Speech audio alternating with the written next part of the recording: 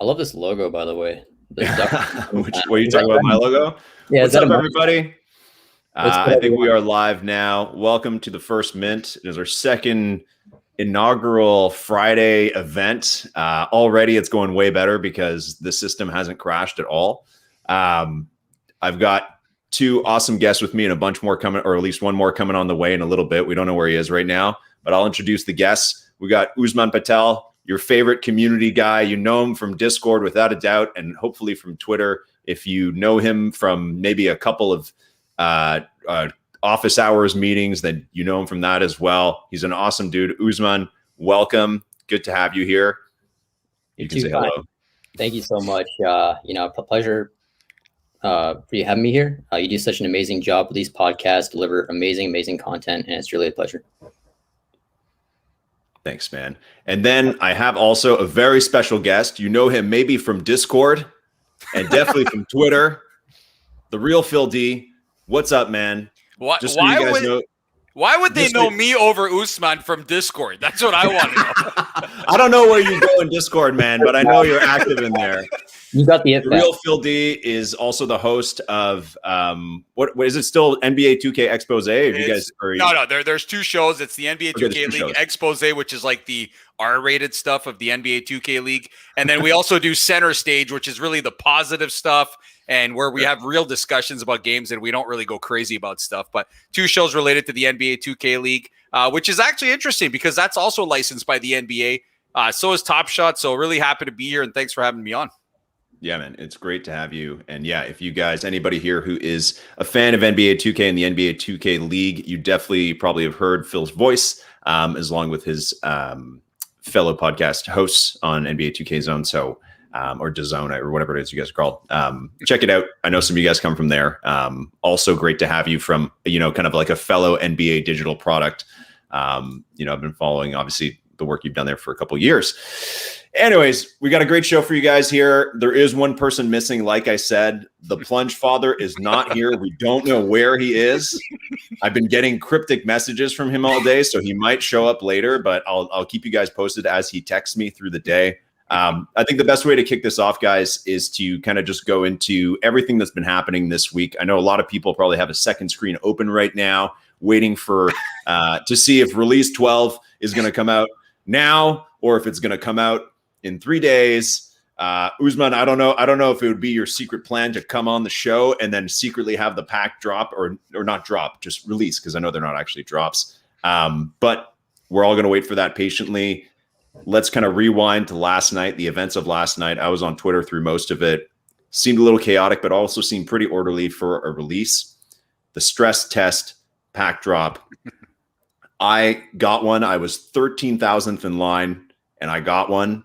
Real Phil D, what was your experience like? Let's go to you first. Tell me about the stress test for you. Well, I was one of the first ones to notice the entire join the queue button. So I started messaging everybody in my circle. I think I messaged you, Luke, and I said, hey, there's a button out where you can join the queue. So I said, I figured like anybody else that if you join the queue, it probably keeps you in that order. Well, sure enough, when that buzzer went off, and you know what? I wasn't even sure if we were supposed to click out of that area or not. I had no idea. So I'm like, you know what? I'm going to let the clock expire, see what happens. Hopefully it takes me somewhere. But I'm the kind of guy who has no patience. Like I missed out on Cool Cats because I started refreshing the minute I hit the buy now button. I'm the kind of guy who refreshed like 2 seconds later and I got screwed because it said you already have a purchase, got to complete it, and it's game over. But I got the number, I think it was like 28,000. And right away, I'm like, hold on a second. 28,000. There's only 25,000 available. I think I'm done with. But how did I get such a high number? So I started messaging everybody else. I got people sending me screenshots. Their number like 13,000, number 8,000. And I'm like, I'm the one who told you about this thing. And you're in there way before me. And you're going to get a pack for sure.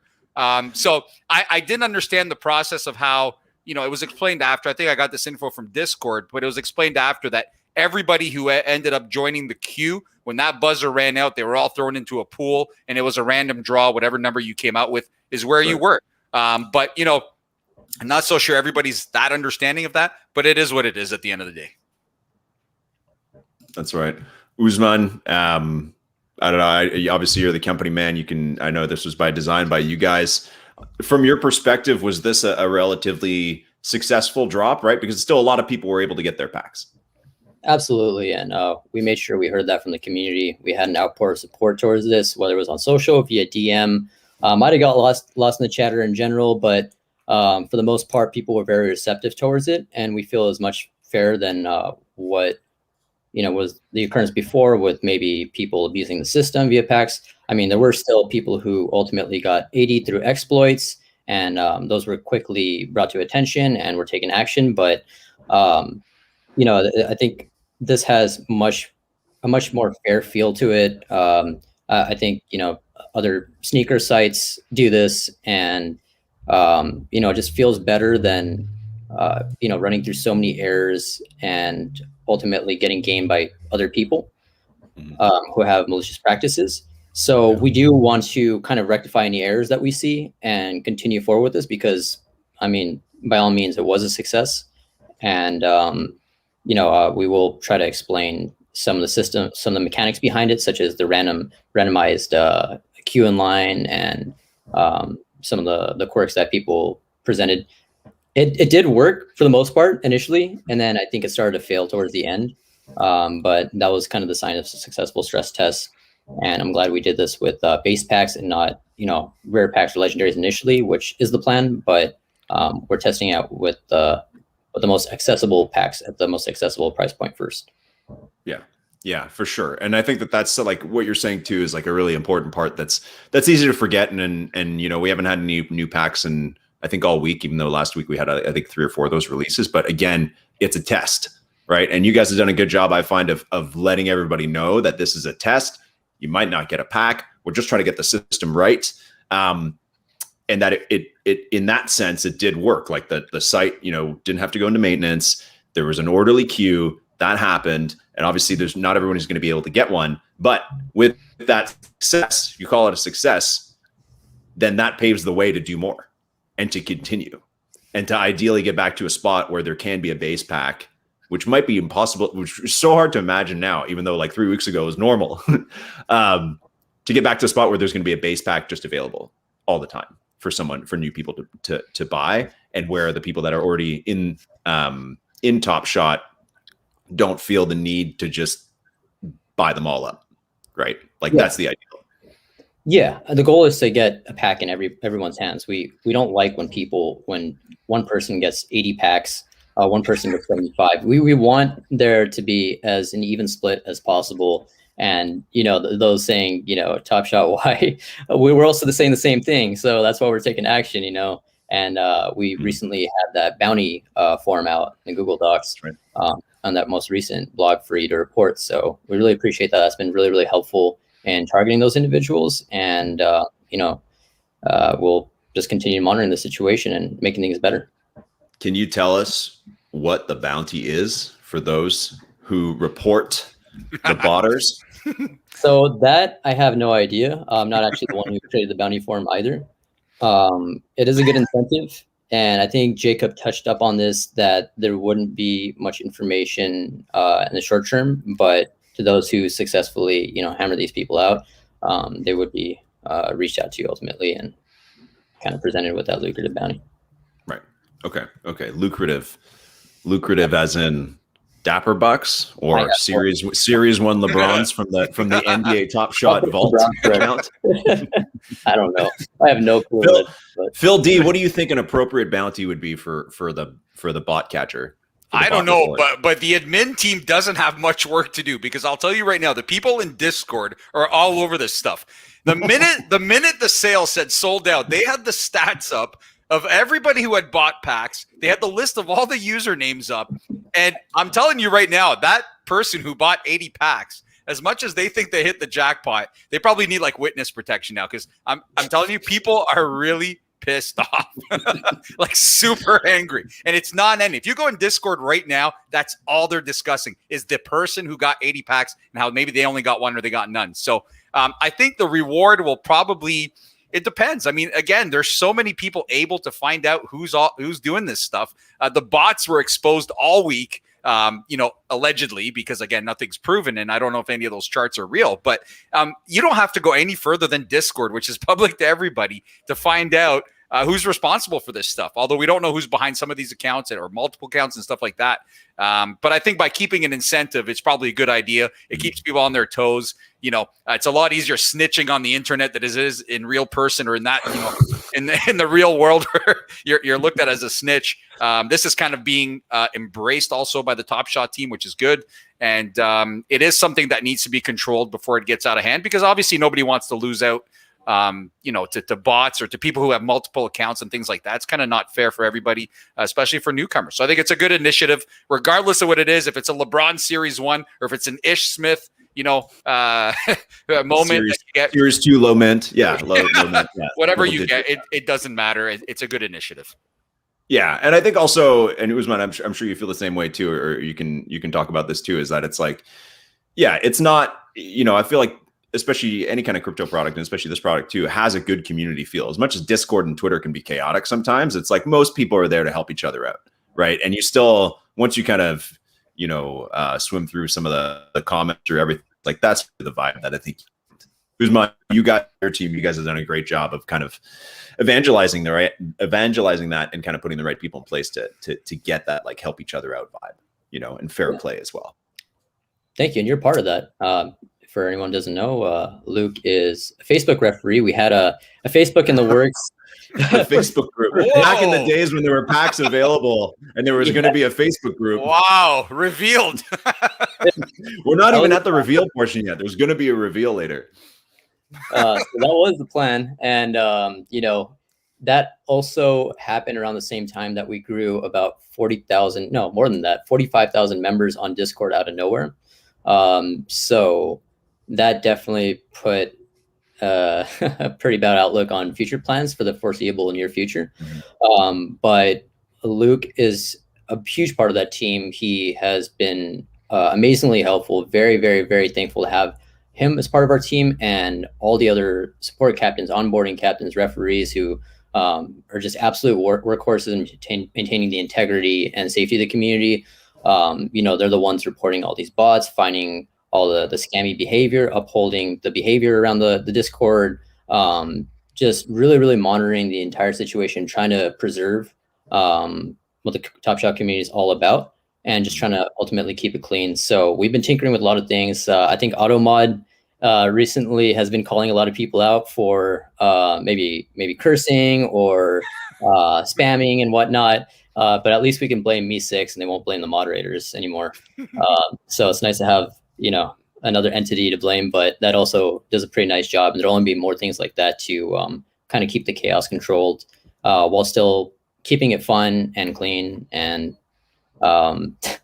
so if you're mad about the bots and you start swearing, the bot then takes care of you. Is that what you're telling me? It knows when it's being called out. Yeah, so the bot comes down and comes through. Well, I'm bringing up a question here. Usman, are you enjoying your job? How has it changed in the last few weeks? It's still a blast. I mean, I've been part of 2 unicorn startups now. One was Branch Metrics, which is featured all over Forbes. I think it's on NASDAQ recently, and now part of Dapper Labs. So I'm used to the surge of growth or chaos that can happen when we scale up unexpectedly or forced to. And it's just the sign of a really, really good product, right?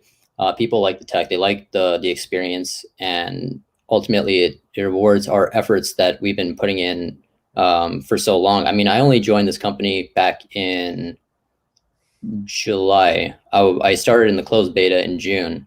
And you know, we really, really put a lot of effort into it. Just 7 days a week were not out of the question. It still continues to be, but you know, we have such great help, such a great community. And I just saw Plunge Father's comment there. I actually didn't even mean to highlight that one. I thought Plunge Father was somewhere else. He's got a fan club, man. I don't know if that might not even be him. That might be an imposter. Plunge Father, I don't know what you're doing if you're only able to text in YouTube, but we're waiting for you here, man. Anyway, sorry, Usman. I didn't mean to pull that. I legit didn't mean to click on that. I was trying to respond to a different one. I found it funny. And yeah, Me6 can be sometimes, but it's the way we kind of maintain cleanliness amongst the chaos. So Thank you for respecting V6. Appreciate it. But yeah, so we've been, kind of getting a lot of FUD in the initial stages. People were asking, are you minting too much? Are you releasing too many packs? Which at the time, maybe, yeah, but we saw how Top Shot could be eventually, and this is kind of what we're seeing with the scaled up user base. So suddenly all those concerns that I had to kind of deal with all day, despite like really, really great feedback at the time, no longer were really valid with how today's collector base is. I mean, if there are 90,000 people trying to get packs at the same time, I think concerns about issues with minting too much or releasing too many packs is not much of a concern when you think about the grand scale of hundreds of millions of collectors long term, potentially long term. At least there's hundreds of millions of NBA fans in the world. And a digital application that's like seamless and easy to use, or will be once we get past those issues in beta. So do you think there's a certain number of packs you'd have to have available like constantly to never run out? So I'm just thinking like series 1, towards the end in like November or December, it's like when there started being base packs out there, it was like 12,000 at a time. And I feel like everybody in the community was like, oh man, what are we doing with these base packs? Like, why are these even here? And then like people were mad that they were there, right? I don't maybe that's what I remember, but some of the OGs were like, oh man, that kind of dilutes everything when you can just buy commons randomly. And that just seems so far away now. But even we saw a couple weeks back, it's like even just having, when that first pack of 25,000, I think it was like released 4, sold out in like 5 hours. Mm-hmm. And then the released 5 sold out in like 30 hours. And then just so on. Is there a certain number you could ever put out that wouldn't just vanish as quickly as possible? Is that even a number that exists? 1 trillion, man. I don't even know. Like the demand is so absurdly high that I just wouldn't know. I'd have to look at the analytics, the data. I'm sure the design team has that in mind. The engineers who can scale the database properly to meet that demand as well. I'm sure there's a lot of factors that play into it, but the more the merrier to me. I just want people to be able to collect and be able to have those pack openings properly, kind of share the fun of Top Shot, kind of geek out of the over experience. Like, I have no idea what's going on. I love hearing that. And then suddenly the next video, they're like just doing market analysis 101 and creating all those videos. So we love for that experience for people to build content. And, the more accessible it is, the better. So ideally, I would love more packs to be in circulation. And I'm not sure what that exact number is, but I'm always up for expanding that. Phil D, what do you think, man? Do you think we should have base packs in circulation all the time? You can't. I'm telling you right now, with the volume of people on the site and the volume of people looking to buy and new people, even though a lot of people got their first packs ever last night, which was really nice to see. And that's what I was texting Luke late last night. I said, I'm obviously disappointed I didn't get one. I was stuck in that queue all the way back. And I was also stuck in it when it was paused and the thieves came in and took all the extra packs. But I was glad that a lot of people who had tried for a long time finally got their first packs. And for me, I'm not blowing smoke here. That was more important because it brings more people into the community. Some were probably willing to give up if they didn't get packs last night.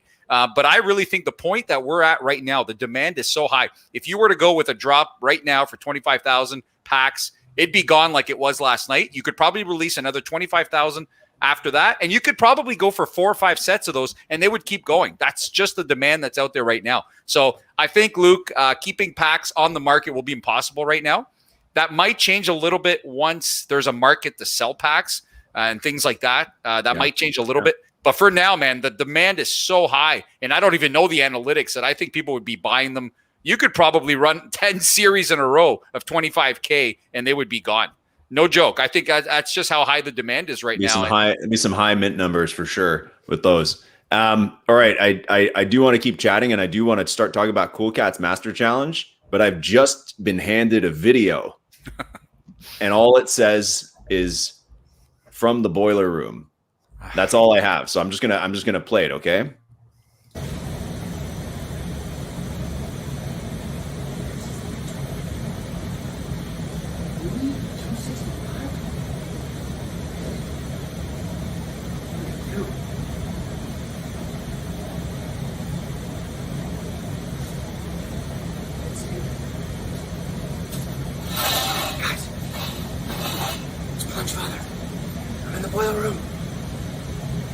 doing some cool cats analysis. Got something to share with you. Floors, holding well. Look what I got. Just under 22,000 minted. Still 3,000 packs unopened. Right around 1375 for the floor for all the cool cats. Tipped a little bit. But popped right back up. I think that 250 line's gonna be tough to crack. If you catch one below it, at least for the time being, at least that's what I did. I mean, it's kind of what you gotta do if you want the Lamelo right now, at least. I've resigned myself to the fact that that's just kind of what it is. And I'm looking at this. And even since this morning, it's about, I don't know, 50, 60 more people that have completed the challenge. That Luka mint, is it going over 3,000? That's the big question, right? Well, over 50% of you think it is. I'm with you. It's been a complicated couple days. The marketplace stalls and the maintenance windows seem to bring with it a slew of lower purchases. So keep an eye out. When maintenance comes back, those low asks tend to go down. You evaluate that market, guys. Got some really cool analysis tools to look at that type of stuff. And interestingly, the volume on these cool cat sales has peaked. And it's kind of returned to those levels, and I can't probably see that very well. But on February 1st, that was Monday, first day back from the weekend, over 2,000 sales. That's way below that. We still got over 2,500 on the market between all five, and fewer than 500 sales a day. So the turnover's slowing down. I think most people are getting the packs that they expected to. Excuse me, not the packs that they expected to. They're getting all five that they expected to. So I think it's going to slow down in the number of people that are going to try and complete the challenge. I know we're going to talk about it a little bit more, but that's my update for now. Shh. Did you hear that? Did you? I think it's my wife. Shh. Oh. Yeah. Oh. That was like some amusement park ride when you're just like chilling and there's that big projector with all the pyrotechnics and things going on. Like things are about to get lit. That was amazing. Someone goes, "Is that the Dapper server room?" Yes. Usman, can you tell us, is Plunge Father down in the Dapper server room pulling up Cool Cats analytics? Is that what's going on? That's exactly what's going on. That's what our server room looks like. It's just trouble we go through. We hide Plunge Father in there. He's all captive. So that's our story. Where's his plunger? I thought he'd have a plunger on his head or something. Yeah. You can suggest that for future appearances. That'd be a thing. At least a toilet in the back. Well, hold on. If we ever find him, I thought he was going to be on the show, but then he just shows up. He just sent me a video. I guess that was him. I've never seen him in real life, man. All I see is his Twitter thing. So who knows? Who knows if that's actually Plunge Father or if Plunge Father is okay. But yeah, we'll see if we hear from him again in a bit. I think it's time to do a little raffle. I promised everybody some prizes. So raffle number 1 is going to be for everybody who entered the form. We'll get to the Jamal Murray sweepstakes in a little bit and the pack ones in a bit, but we're going to do a raffle. This prize is actually donated from a Twitter user, Shot Taker Maker. Let's do a little screen share action here. This has been donated by what did I say? Shot Taker Maker. So let's pull it up. You guys all remember the wheel of names from last week. Anybody who was watching on Twitch, this is what we got. All right. There we go. All right. Man, this wheel is insane. I think there's at least 500 entries this week. So let's give it a little raffle. Let's give it a little spin. I like this a lot more than random. Random.org. I don't even know what random.org is. As Big money, Sullen. As Sullen, congratulations. You have won a Joel Embiid Series 2, number 11,428. Nice. Congratulations. Pretty good, man. Pretty good. That is pretty good. I'm going to write that down. I'll Okay, line cool. right now. So Nice. Congrats, Aslan. Let's go back to Cool Cat. So we got the update from Plunge Father. I think last numbers we were looking at, we're getting close to 3,000 completed. Usman, can you tell us on the Dapper side, on the Top Shot side, did you guys have a rough number that you were thinking maybe would be accomplished for this challenge? Like, were you hoping to see 5,000 completions, or were you thinking it was going to be low? No. So with the term challenge, we kind of expected to be a challenge. With our original user base, I think it was far too easy to complete challenges just because more packs were accessible for everyone. And maybe the prices were a bit lower because the user base wasn't there. But I think this is the first challenge that truly has that, that winning title. I mean, it's a challenge itself. You have to go to the marketplace to find these moments. For the most part, it's kind of a lottery to even win a pack. You're very lucky to do so. So most people will only be limited to one pack at most. And, kind of the whole game in itself is collecting the rest or making trades, whatnot, to try and score the others. So, definitely holds true to the title itself. I mean, it's a challenge, and it should feel grandeur for doing so, for completing one, Nice. Phil D, are you a Cool Cat?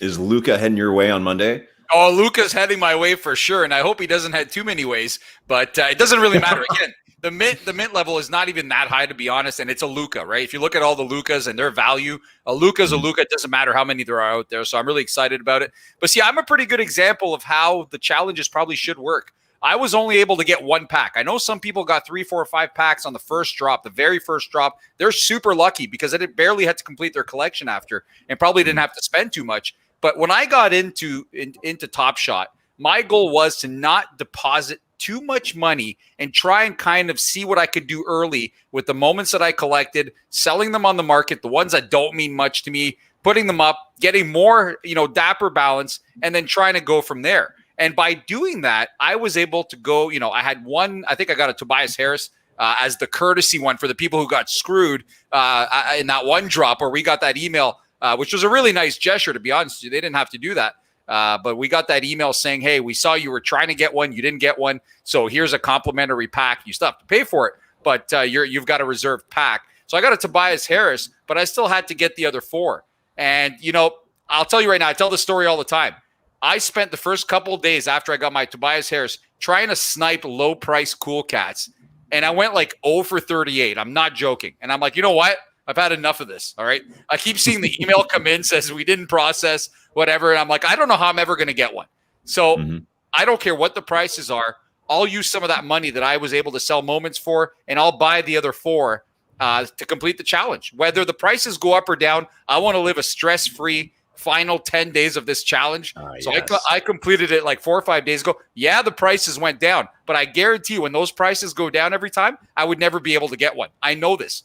Right? There's too many people going for the same ones, the low ask one, that it's virtually impossible. So for me, it's been a good experience because even though I had to pay up, I mean, you're not going to get them for free, and you're not going to get the $5 Devin Booker, whoever it was that was $5 there. You're not going to get those every day. And even then, you're going to have to be one of 25,000 people going for it. So I think it's been a pretty good challenge for me so far. I'm still excited about what's to come. I'm on the fence here of what I'm saving my money for.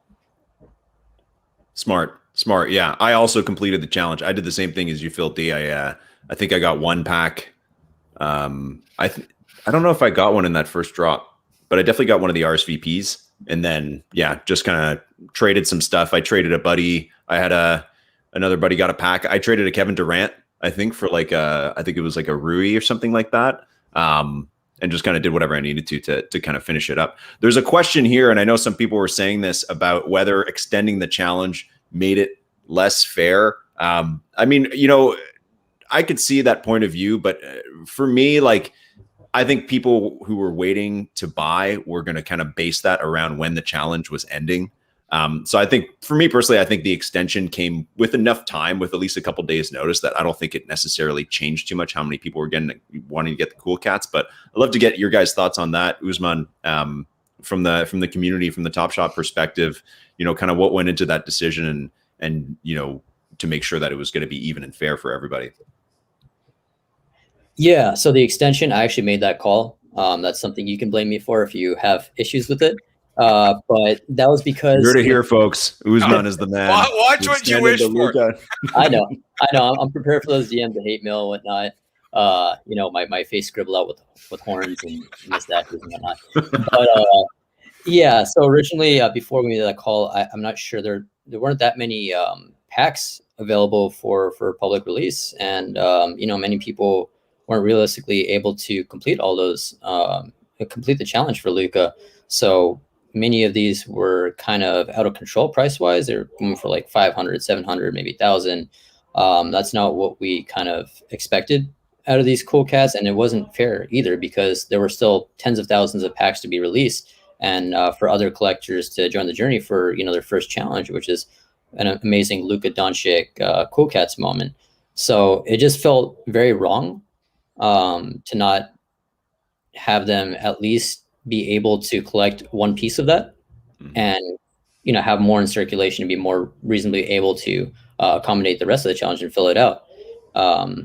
So it is unfortunate that we did kind of sway away some collectors with concerns in mind about that, but ultimately it felt fair for the rest. Whenever we have issues surrounding a challenge, we tinker with extensions, especially as of recent times. For example, if something causes burden on the server within the last day, we potentially extend that based off of not being able to access moments on the marketplace itself. So we keep those in mind. We felt this was the most fair way possible, and things like that persist in the future. There may be more extensions as well. Not for the specific Luka Doncic challenge. We don't have plans for that, but yeah, for future challenges in mind.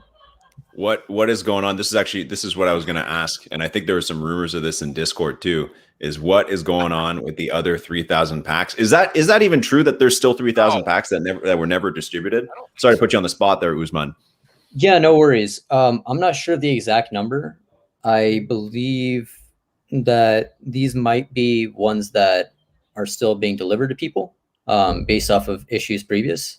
So whether that's ones that purchased the pack at the beginning of the week and told they would be delivered at a later date, that might be the case, as well as those failed payments for those packs being distributed. I believe that's the case. If not, correct me if I'm wrong, but that is the thought process behind that. Yeah, I think Alan had said something like, I think it was a couple of days ago, because that's one of the more common questions, Usman. You know that people keep asking. I think he had said that most of those had been distributed, and whatever was left was trying to be sorted out. Something along those lines is what Alan had said. But again, I'm not really sure. I'm just going by what I saw, and I think I took a screenshot of it. I don't have it here. But yeah, I mean, it's the whole Cool Cats thing. I just want to finish off on this with the Cool Cats. Is I think at first I wasn't happy with the extension, just like anybody else. My son is also a top shotter, and he was furious. Like, he was livid. Like, I can get livid, but I wasn't livid the way he was livid. Why was he mad? Super mad because he wanted to be one of the only ones to get a Luka. Didn't want other people to have the opportunity to jump into the mix and get one. But with so many new users, I think the more people are able to get in on this, it's probably good for the long run, because imagine having all these people left out of the Cool Cats challenge because they didn't get a chance to play. Just because they didn't get a chance to do anything yet and hadn't even bought their first pack. I think that's detrimental for Top Shot in the end. So I don't really care. It's still a Luka. We're not talking about like a Stanley Johnson here where, oh my God, there's more than 100 of them. I'm screwed, right? We're talking Luka. It really doesn't matter how many Lukas you have out there. It's still a Luka, one of the more popular moments you will ever find on Top Shot. So I think it's great to get more people in. And now that the news of Lamelo being involved, oh my God, that boosts it up even more. So I think we'll be close to capacity on that if people can pull it off. But I think the extension in the end, as much as people were upset, it worked in Top Shot's favor, and it worked in a lot of collectors' favors, and they'll understand that later down the road. Okay, I'm just going to jump right into that. Phil, can you tell me, with what you've learned in the last couple of days, what a CryptoKitty is? I was trying to explain this. People are asking me. I'm getting all sorts of DMs just because I retweet some of your stuff. They assume that I work for Top Shot, all this stuff. I'm getting crazy DMs. And people are asking me what a CryptoKitty is. And I said, I don't know. I think it's kind of like how we collect the moments, the NBA moments. I think you can collect cats, Am I right or no?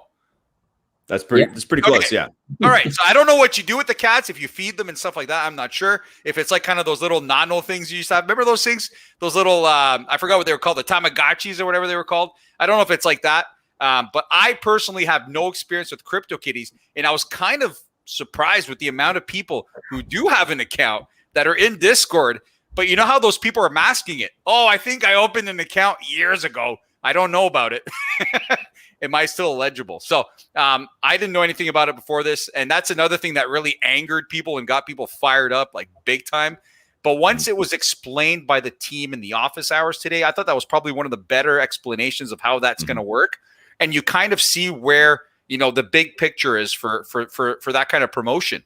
And listen, whoever has all the cool cats had to spend some money. They just did. Whether they got it from selling other moments or they deposited from their bank accounts, they had to dish out some cash. So this will be the same process. That one will be on the market from a lot of people who are just looking to sell it and start their own Top Shot accounts. And you're going to have to pay up for it at some point. But they also mentioned on the office hours that they're trying to find ways to get a bunch of them out there so they'll be available to everybody. From what I understand, and Usman, we're gonna rely on you here. The whole intention of the CryptoKitty promotion is to bring CryptoKitty people into Top Shot, correct? It's supposed to be that way. It's not so that Top Shot people go to CryptoKitties, obviously. Yeah, so it was kind of a throwback. The whole Cool Cats pack itself was a callback to CryptoKitties. Okay. So the whole thing is themed as a CryptoKitty theme. Oh, yeah, cool. Yeah, Cool Cats. So it was a callback to them to appreciate our CryptoKitties fan base, to kind of have a crossover, appreciate their dedication and loyalty to Dapper Labs over the years, and kind of how a callback to them. Where it kind of went wrong is that we had that huge surge of collectors coming in, and that necessarily don't even know what a CryptoKitties is, whereas our user base before this recent surge most likely collected CryptoKitties and had those in their accounts before that certain date. I believe it was January 21st was the eligibility mark. So the timing was a little misplaced due to unprecedented growth that we couldn't have foreseen. And by all means, it was supposed to be a very, very successful and positive promotion, which, we don't know if it still won't be, but in terms of the community sentiment towards it, we understand the frustrations. But, we couldn't have expected 40,000, 45,000 people to have kind of joined Top Shot over the past month. And this was kind of appreciation for the community that's also in Top Shot, that has also been collecting CryptoKitties for such a long time. So the whole thing was supposed to be all in good fun. I mean, ultimately, you'll be finding those moments in the marketplace for the other Cool Cats pieces. I believe there'll be quite a few of those CryptoKitties exclusive moments available, hopefully at a price you can accommodate. I know Lamelo is really, really coveted, and I know that it's frustrating seeing him as the end piece as everyone wants him, and it may not be fair if you're not able to realistically score him if you never collected CryptoKitties in the past. But just like everything else in a challenge, these days you'll most likely have to be targeting the marketplace anyway. So we want you to keep that in mind as the essence of that challenge title itself, and move forward with that. I mean, this might be an unpopular opinion, but I mean, I do find Lamelo to be maybe a little overhyped, especially in Top Shot. And I feel like for so long you could buy Lamelo, and this is, again, we're talking like a month ago, so that might as well be 20 years ago. But that Lamelo moment, like I bought a few of them at like $18. And I thought, I was like, man, I don't know if this is a good idea to buy for 18. And then it surged, and we thought that 160 was a lot. And that was around the time where he got his triple double and he was all hyped. And then the last couple of weeks, he's been going for 600. And that, to me, I'm just like, I don't know if that is like good. Stay that way once we see more Lamelo moments. It might stay that way if we have like a limited number of this challenge reward that eventually comes down the line. But I'm assuming that maybe even between now and then, we might see other Lamelo moments in, I don't know, more common ones or more rare ones, legendary ones. Phil D, what do you think, man? Lamelo worth the hype, worth $600 now, and worth trying to, pay whatever it is you're gonna have to pay for this CryptoKitty one for their moment that they're gonna have, or to just go to whatever extent to get any Lamelo you can. Is he the most expensive right now, low ask of all the Series 2 base common moments? He's got to be, right? LeBron is down. He's more than LeBron. He's more than LeBron for sure. I think what this comes back to is the fact that the Ball family's been in the spotlight for such a long time, good or bad. All right. No matter what, when this kid was playing overseas, when he was doing anything like going to a restaurant, he made it on TMZ, on the news and all that because of his dad and the whole family. His brother didn't really turn out to be what people expected at the end. So you can see his brother's for sale for like $7 or $8, low ask on his base card. But Lamelo right now is favored to win the Rookie of the Year. Okay. The moment that Top Shot has out there, his only moment was his first NBA career assist. That's huge, right? Think about that for a second. Yeah. That is his first assist ever. And he's a guard. That's what guards do. They distribute the ball. He does a lot more, but that's what they do. And just the hype that this kid brings. I'm telling you right now, if Halliburton was favored to win the Rookie of the Year, he would not be selling for $500 or $600 because he doesn't have the publicity that the Ball family does. It all comes back to that. It's a very popular buy for anybody. And I even considered it a couple of times, but I have a hard time getting over the fact that I know that you got a bunch for $18 and I would have to shell out like $500 or $600 to get one. I don't have them anymore. This is a big reveal.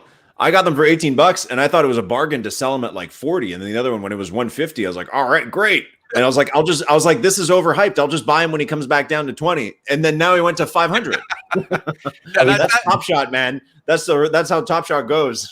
Sometimes you just have to take a shot and sometimes you fail. But I still made a profit. I'm still happy to take a profit. It's just, there's no way to predict that was going to happen. So the problem with Lamelo, though, is that there's no contenders right now to take his spot as the Rookie of the Year. If there were, it might be a little bit of a different story. But guys like James Wiseman and Halliburton and I forgot who the other guys are that are in contention, Anthony Edwards, they're just kind of on and off, right? And they don't carry the publicity that he does. So he's going to continue to be popular. And I think he'll continue to be popular for the next couple of years, no matter what he does.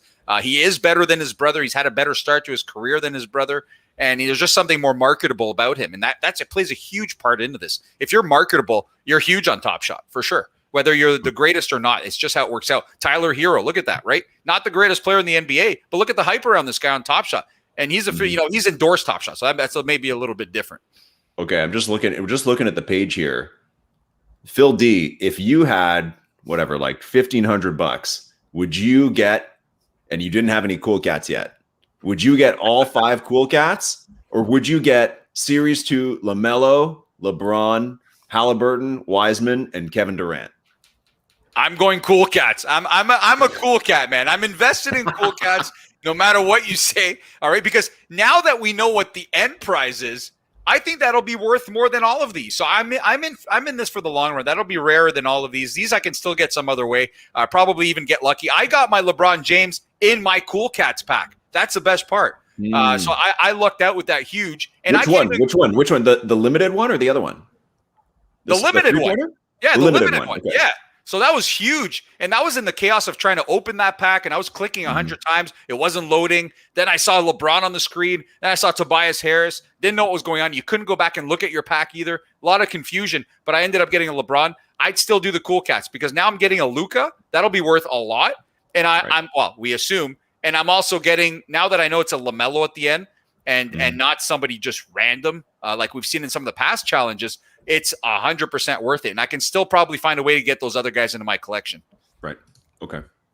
Yeah, that's a good take. Usman, I know that you can't, the company line, maybe you can't tell us which moments you prefer, but would love to get your take on that. If I was a new top shotter and I'm going for the reward or I'm going for these top 5 other S2s, what do you think? I'll say what my favorite plays are, not in terms of value, but if you look up Taco Fall, just the sheer size, it looks like Godzilla compared to any other player. And he could pretty much just stand up and just put his hand up and protect the rim by all means. So please click on this moment. It's amazing. I find myself referencing it quite often. Pull it up here. Here he is against Russell Westbrook. Yeah, no problem. And everyone loves Taco. I mean, I remember you gotta load that size. Season. Here we go. No worries. I remember people would just erupt every time he entered the court.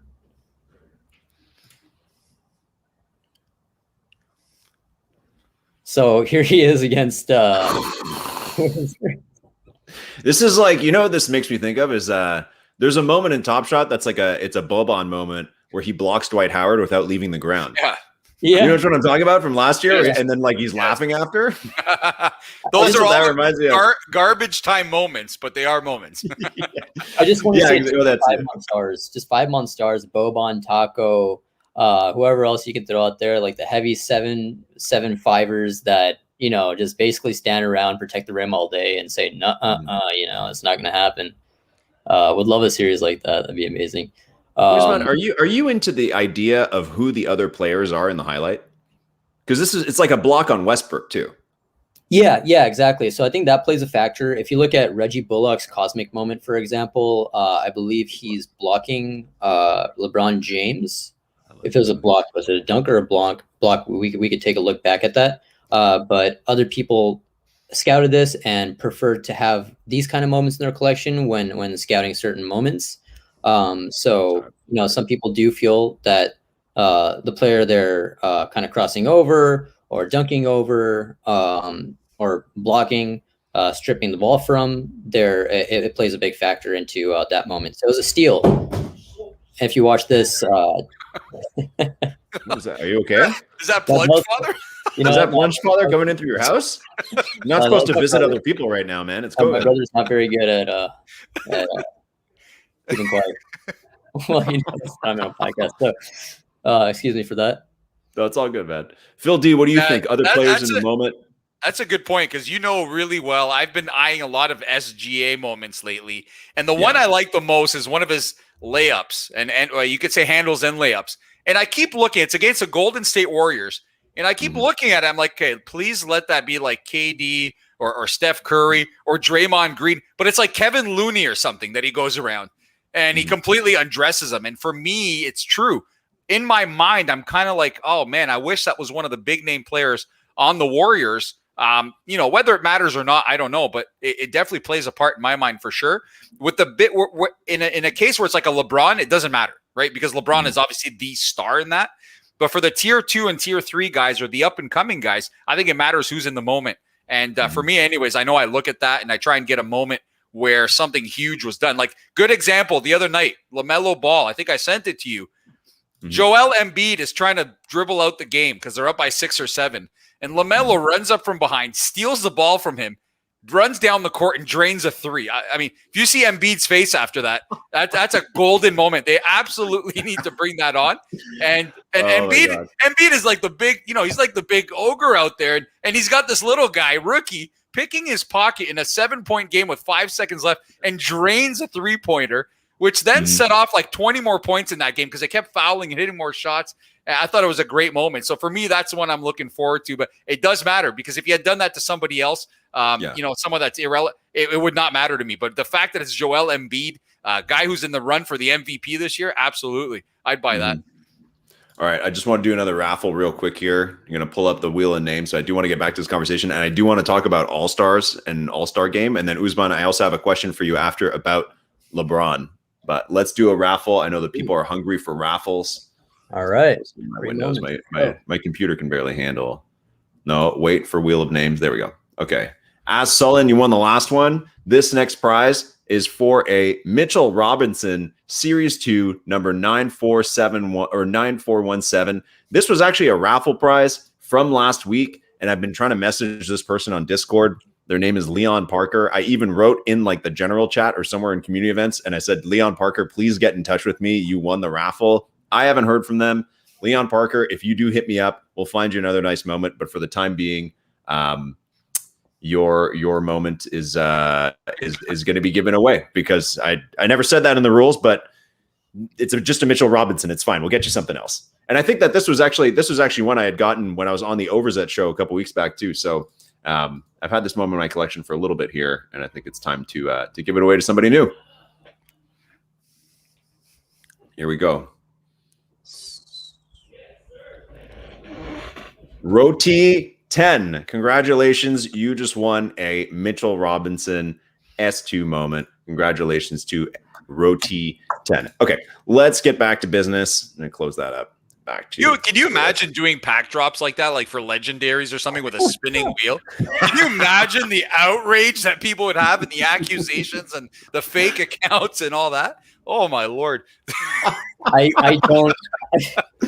There's no way we could put a positive twist on that. I don't think. Hey, you never know. The way the last drops, no matter what you guys do, it seems that the drops are all handled the same and people think they're bogus, right? No matter what you do, they thought the first ones were bogus. They thought the last one was bogus because of the theft that was going on. I think this option would, let's be honest, might stick with some people. But again, we all know only the people who get the packs would be happy, right? So. Yeah, absolutely. And everyone else sucks. So. Phil D, All-Star games coming up. You've been helping me out with some info on Twitter, helping the people know which All-Stars are doing well or which potential All-Stars are doing well. What is your strategy right now as we're like a month out? I know LeBron, to bring it up, LeBron last night said that he has zero support, zero enthusiasm for the All-Star break. He doesn't think it's necessary. He just wants to rest and that it's COVID pandemic, that we shouldn't be doing it. But it's likely going to happen. Phil D, how are you preparing in your Top Shot collection for it? I think until they have actual all-star moments per se, it's not really a big deal. I do think it'll be a bigger deal for the guys that are going to their first all-star game. But the fact that it's a pandemic and you've got guys like LeBron and Darren Fox now that both said it's the stupidest idea on the planet to have an all-star game, that is kind of cheapening the whole thing. And it's kind of looking like if that's what the Players Association is heading towards and they're telling the league, hey, none of our guys are going or they're not going to attend or something, this All-Star game is in jeopardy. So I'm kind of just holding off on that. As you know, Luke, there's a lot coming up, other things to save your money for. But I will say this. I know they will name an All-Star team no matter what. They do it regardless if they have a game. And there are certain guys to keep on the radar that if they make their first or second All-Star game, I think that'll be a huge boost to them. Maybe a little bit more than a guy like Fred VanVleet the other night, where everyone expected his moments to rise to like $20, $25 low ask just because he had the biggest game in Raptors history, but it didn't turn out that way. It only went up a couple dollars, right? Did you get in on that? Did you get some VanVleet? Listen, I got a couple. I said, forget sniping the $3 ones. I got a couple for $4 just to keep to my collection. I'm a pretty big Raptors fan, so they were worth something to me. Just because he hit so many threes and that was his three-pointer moment, I decided to get a bit. Not looking to flip them or resell them like I do for some other moments sometimes. I'll admit that. But I think the All-Star game is interesting because the voting is always the same. It's always the more popular guys that make it to the top, but they're not necessarily playing better. If you want to compare two players, I don't have the exact vote numbers. I don't know if you do, LG, in front of you, but I don't. But if you want to compare two guys, if you look at Julius Randle and Anthony Davis's numbers this year, I mean, you could make an argument that Julius Randle belongs in that game over Anthony Davis. If you look at the numbers he's put up, I think he's got something like points per game. He's beating him. He's got more rebounds per game by almost 2. He's got 3 assists more per game than Anthony Davis does. And the only category he's not leading, I think, is blocks. But he hits more three-pointers. He's better at the free throw line. And he's got better stats in every category. Having said that, Anthony Davis, his playing time is kind of all over the place right now. And it looks like they're trying to preserve him at times. So we don't really know what we would get if Anthony Davis was playing full games, minutes that other guys play. So it's hard to handle. But Julius Randle, you look at the prices on Top Shot, and Julius Randle's his legendary moment, the hollow one, is like $4,000 or $5,000. If you look at Anthony Davis, he's at $20,000 low ask, right? So big difference there. So maybe guys like that, if they were to make the All-Star game for the first time, it might be guys like that really take a boost. And my other one, LG, you know who I really like. I'm afraid to say his name because people kept making fun of me when I was doing the podcast. It's Shea. Listen, I'll take a shot at it. It's embarrassing because we're from the same city as him, but Shea Gilgeous-Alexander, I think. It's Gilgeous. Listen, I saw another show. Listen, I'm going to have to contact. I've got a buddy with the Oklahoma City Thunder. I'm going to have to ask him again because a lot of the beat writers there say it different ways. So we'll call him SGA for now. But if you're looking at stats this year, and I'm a huge SGA fan because SGA right now is on the verge of making his first All-Star game. It will happen in the next 3 years. We don't know when. But if you look at the way he's playing on a bad OKC team, full of just young guys getting a chance to play, they don't have any more Steven Adams, no more Chris Paul. They got rid of everybody in order to draft in the lottery the next 5 years. So that team will get better no matter what. And SGA right now, if I'm looking at my stats, okay, if But I'm looking at my stats. When we're talking about PER, okay, one of the more important stats in the NBA or in basketball, he's ranked 34th right now. Hear me out, because other guys are ahead of him in terms of making the All-Star game. Guys like Ja Morant, Devin Booker, and De'Aaron Fox are all considered more likely to make the All-Star game than SGA is. I'll give you the rankings for those guys, okay? Ja is ranked 41st in PER. Again, keep in mind, SGA is ranked 34th. Ja is ranked 41st. De'Aaron Fox is ranked 49th, and Devin Booker is ranked 141st, okay? SGA is having an outstanding season on a very bad team.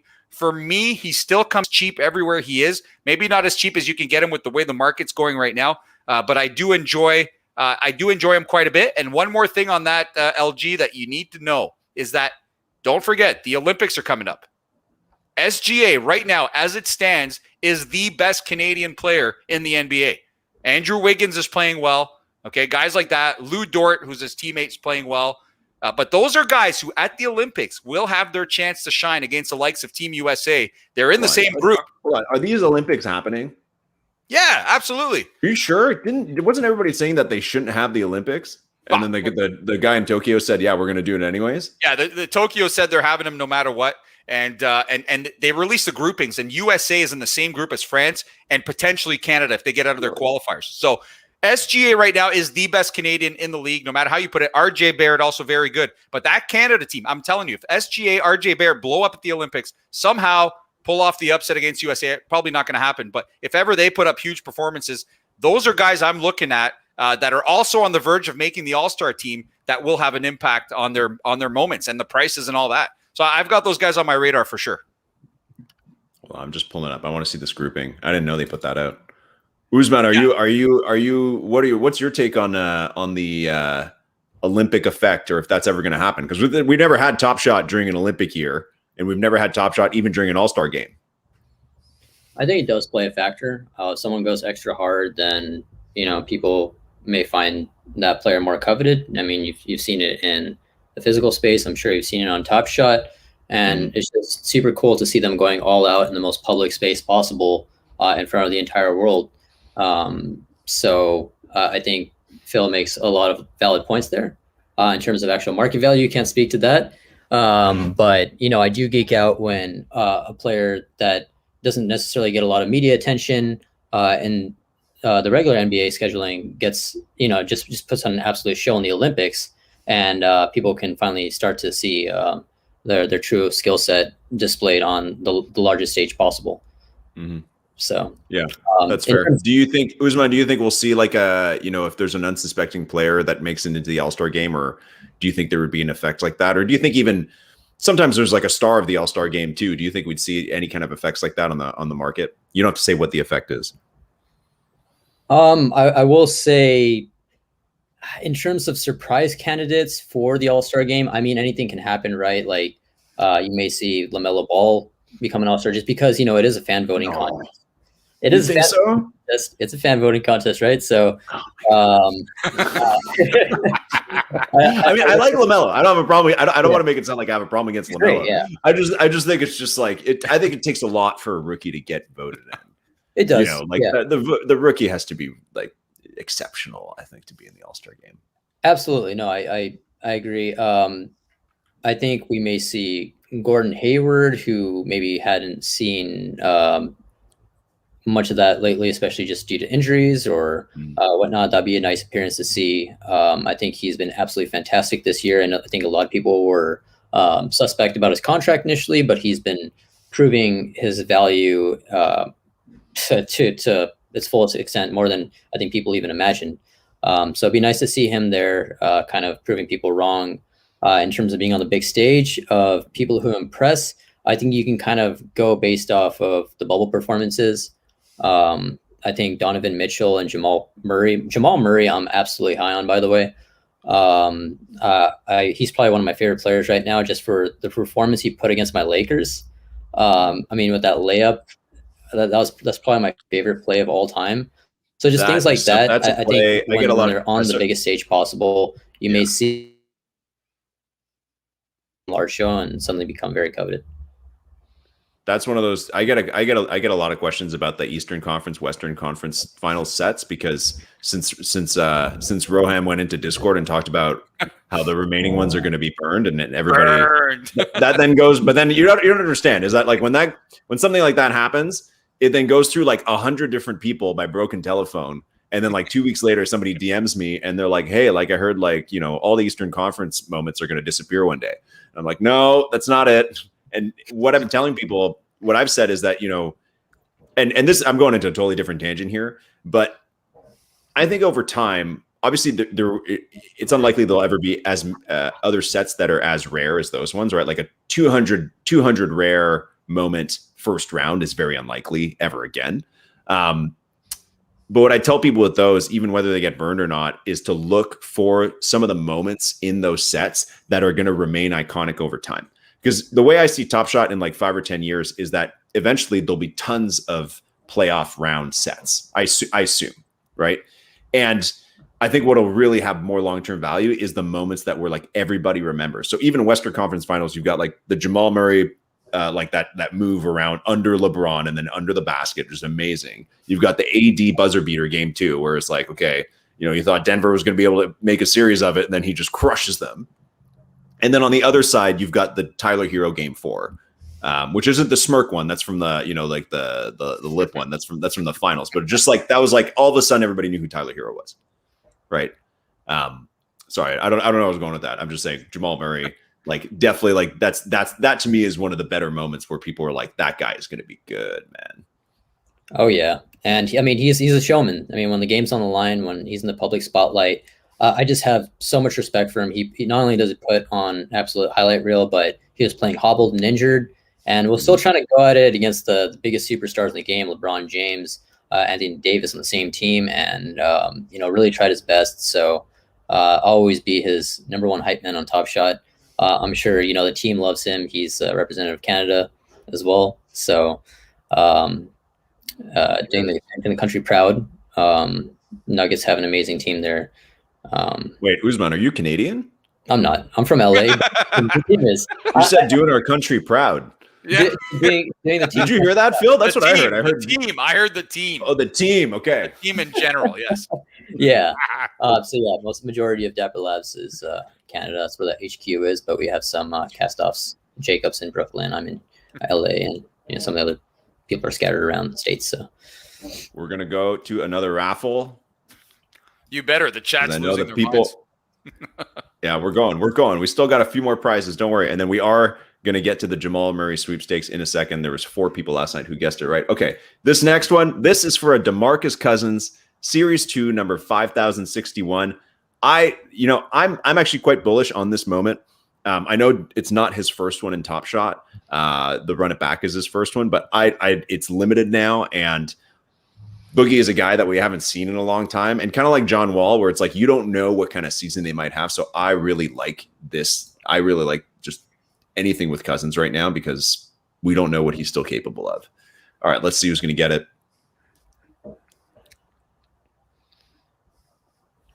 KDL 2312. Congratulations. You have won. I think there's somebody else who's trying to get into the chat. Oh my God. Is that actually the Plunge Father? Oh man. Plunge Father, is that you? Are you okay? Oh no, he's frozen. I put the lotion on the skin. They let me out of the basement. I didn't get the hose. Let you out of the basement? Life is good, guys. Life is great. Are you okay, man? That clip was a little disturbing. I'll be honest with you. Hey, it's long days. Long days. I'm in Wisconsin. I know you guys are in Canada. Usman, I'm not sure where you're based, but it was like 0 degrees today. I work in my basement.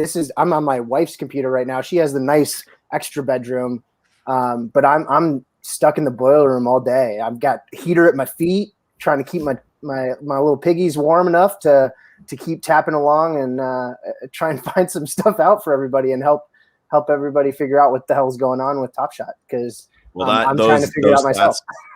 Those stats were very helpful, man, for the parts that we could understand and the parts where we weren't too creeped out. I understand. Super creepy. I understand you have. It was LG's idea. It was not my idea, dude. You sent me that randomly like 30 minutes ago. It was a lot of fun. The things we do for content. I thought we were going to see mankind in the back, but I guess not. I mean, that's another boiler. Yeah. But listen, Plunge Father, where's the plunger, man? It's in your logo, all right? It's all over the place, and you don't even show up in your videos with a plunger or a toilet. That's what people expected, man. I'm not pandering, Phil. I'm not pandering. I am who I am. Okay, I don't need you to tell me how to improve my personal brand, which started 3 days ago. Okay, like I don't need that from you right now. I'm just trying to figure this out. Oh man. Okay, yeah, hold on. We got to I can't let that go. Why Plunge Father? Have you always been Plunge Father? Because you just revealed that Plunge Father is a new thing. Well, not really. So, Plunge Father in the concept of, or in the community of the Discords and in Top Shot, that's who I am, roughly speaking. I actually started a sort of a community-based like betting fantasy group 4 or 5 years ago with close friends that has now morphed into sort of its own personal Discord server in a Slack that's called the Plungers. And we called it that because a plunger, the alternative definition is like a reckless gambler, basically. So we run literally like a fantasy decathlon Olympics every year. We run like 12 to 16 events. There's like 40 or 50 guys in there, and it just turns into like this massive peer-to-peer betting and fantasy conversation channels. And now we're at the point, like most of us are all similarly minded. Like we're all 20 to 40, gainfully employed for the most part. And some of us have kids, like many of us like to cook. Like there's conversation channels about like cooking and like, there's a conversation about dadder days, like how to take care of your kids and like, oh, my kid shit in the bedroom last night. Like, let's commiserate about it. So anyway, that's the Plungers. So I'm the Plunge Father there. And then it just kind of turned into, that's where I found out about Top Shot. Man, one of the guys. I'm sorry. I don't know if I should have asked, man. I don't know. No, that's the story. That's the story. It's like, how did you get into Top Shot? That's how. One of the guys in there was like, "Hey, my Bam Adebayo is only worth $500 now." We're like, "What the fuck are you talking about?" And he was like, "Oh, you don't know about Top Shot?" And we're like, "Of course we know Top Shot. What are you talking about?" And then now all of us are in Top Shot. So that's where we're at. So now Dadder days are Top Shot Saturdays. Yeah, it's like sneak your phone and try not to like tip off the other people that you're like scrolling through the marketplace, constantly refreshing and trying to figure out where things are. I'm sure. Yeah, actually, we had this question for Usman earlier. Plunge Father, how has your life changed in the last couple of weeks with Top Shot? Because now you're like the analytics guru on Twitter, giving everybody the cool cats updates that they need. What like did you what were you doing a couple of weeks ago before you spent all your time counting up the John Collins and the right, Tobias Harris? Right, for the people, right? Like I'm a man of the people, doing it for nothing. But Plungers, right? Like I was doing other stuff. I was like the community that I'm a part of, like spending a lot of time in there talking with those people. So it's just an extension of the stuff that I was already doing to some extent. Some of it's a little different, but I repurpose and there's things that I spent my time on that I didn't need to spend time on that have since like gone by the wayside. And I'm sure a lot of people are like that, where it's like, especially during this pandemic time, you like find things that you latch onto, and some of it can get tired, and you find something else that's exciting and interesting. And for me, that's why I'm like engaged with this so heavily, is that like it's super interesting to me because this dynamic isn't something that's there's not a lot of history of it, right? Like the NFTs in general, I don't know anything about, and so I'm learning a ton as we go. And I know, not to get all kitschy and stuff, but like a lot of people are just lifelong learners, right? Like they really are interested in this new shiny thing, not just because it's new and shiny, but because they can like exercise their brain muscles. And it's super interesting to dive into something and start to figure it out. And even to feel like you have an edge or know more about others, like that's a huge dopamine hit. And it's also exciting to be part of something that's like a collaborative community. And I think LG, like one like big props to you. And I've been listening the whole time. You have not self-touted and said, "Hey, kudos to me for getting into this awesome seed program that you're getting into." But like this stuff that's going on right now is really exciting, even though I didn't know about it 2.5 weeks ago or 3 weeks ago. And kudos to you, pumps to you. Like I'm so happy for you and glad for you and all of that. But like this is an interesting space, and I don't frankly care about CryptoKitties or any of these other NFTs right now. I might, I don't, maybe, but like I'm a sports guy and this makes sense to me. And it's super exciting to like sort of expand my horizons in that regard. So that's what I've been doing. Trying to help people. You better care, Plunge, or else you're not completing the Cool Cats. Yeah, hold on. Yeah, I'm pretty sure that yesterday morning I woke up and I had like 18 messages from Plunger being like, "What is CryptoKitties and how can I buy like 10 of them?" Well, no, because it was super. First of all, I appreciate your kind words, but also let's rewind to 2 days ago, which I know feels like 10 years ago in Top Shot time. And then I stopped because Chrome wouldn't let me attach my Dapper account, and I was like, "Oh, I'll figure it out later." Like. Okay, I don't need to do anything else. Someone will figure it out for me. You didn't need it. Yeah. Well, thank you for enlightening me and everybody else. Well, we're very happy to have you. We're very happy to have your analytical brain and that you're enjoying it. Let's get into the data, man. We've got another analyst in the space. Anthony and his pal, they're behind another Twitter account called Top Shot Insights, and I know they've been feeding us some great stats through the week. Plunge Father, I've been talking with them. I've got some of the stats pulled up here that I can just open up. I think it's the same ones you probably have. And one of the big topics of conversation this week was what's going on with the market dip. So what these guys have done is they've actually broken out into a chart. And Usman, you can hang out, but don't feel like you have to. I know that you might have something you have to go do soon, maybe. No winks or anything, but I don't know. There's a question here. Yeah, I don't know. Maybe I can't speak to any base drops. You know me. I have started to ruin the fun, but protecting myself from the one pack gang. It's kind of thing. So if Usman leaves, there's going to be major panic in the Top Shot world. Usman leaves so he can go get those 80 packs again. I'm leaving because I need food. All right. Well, you're welcome to hang out as long as you want. Okay, I'm going to share screen here. We're going to look at some stats. I think he said he was leaving, right? Oh, you are leaving? Yes. Yeah, I got to bounce. I'm sorry about that. I mean, you guys. Should we all? Does that mean? Do we need to open our windows? Yep. F5. Start hitting F5. Okay, Usman, thank you so much for your time, man. Guys, Usman, awesome dude. You see him here in the flesh, maybe you've never seen him on video, but he is an excellent guy. The shepherd of the community, truly, in Discord and in a lot of other places. So, Usman, thanks for coming on the show. Thank you so much. Y'all are awesome. It was really fun. Amazing personalities. It was truly a pleasure and hope to be here again. All right, all. See you later, man. Cheers. All right. He's gone now. Now we can talk shit about Dapper. Come on. Let's get into good stuff.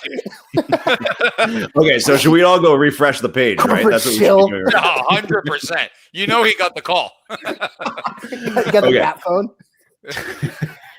They're like, where are you, man? We're about to drop. Discord's on fire. For sure. Yeah, you got the ping. Okay, some stats here we got from our pal Anthony. Anthony, thanks for providing this. So this and Plunger, please, Père Plongeon, please help me decipher from butchering what these stats are. But basically, what these guys have done is they've kind of grouped some players together. They put LeBron in his own tier, which is great, something I recommend.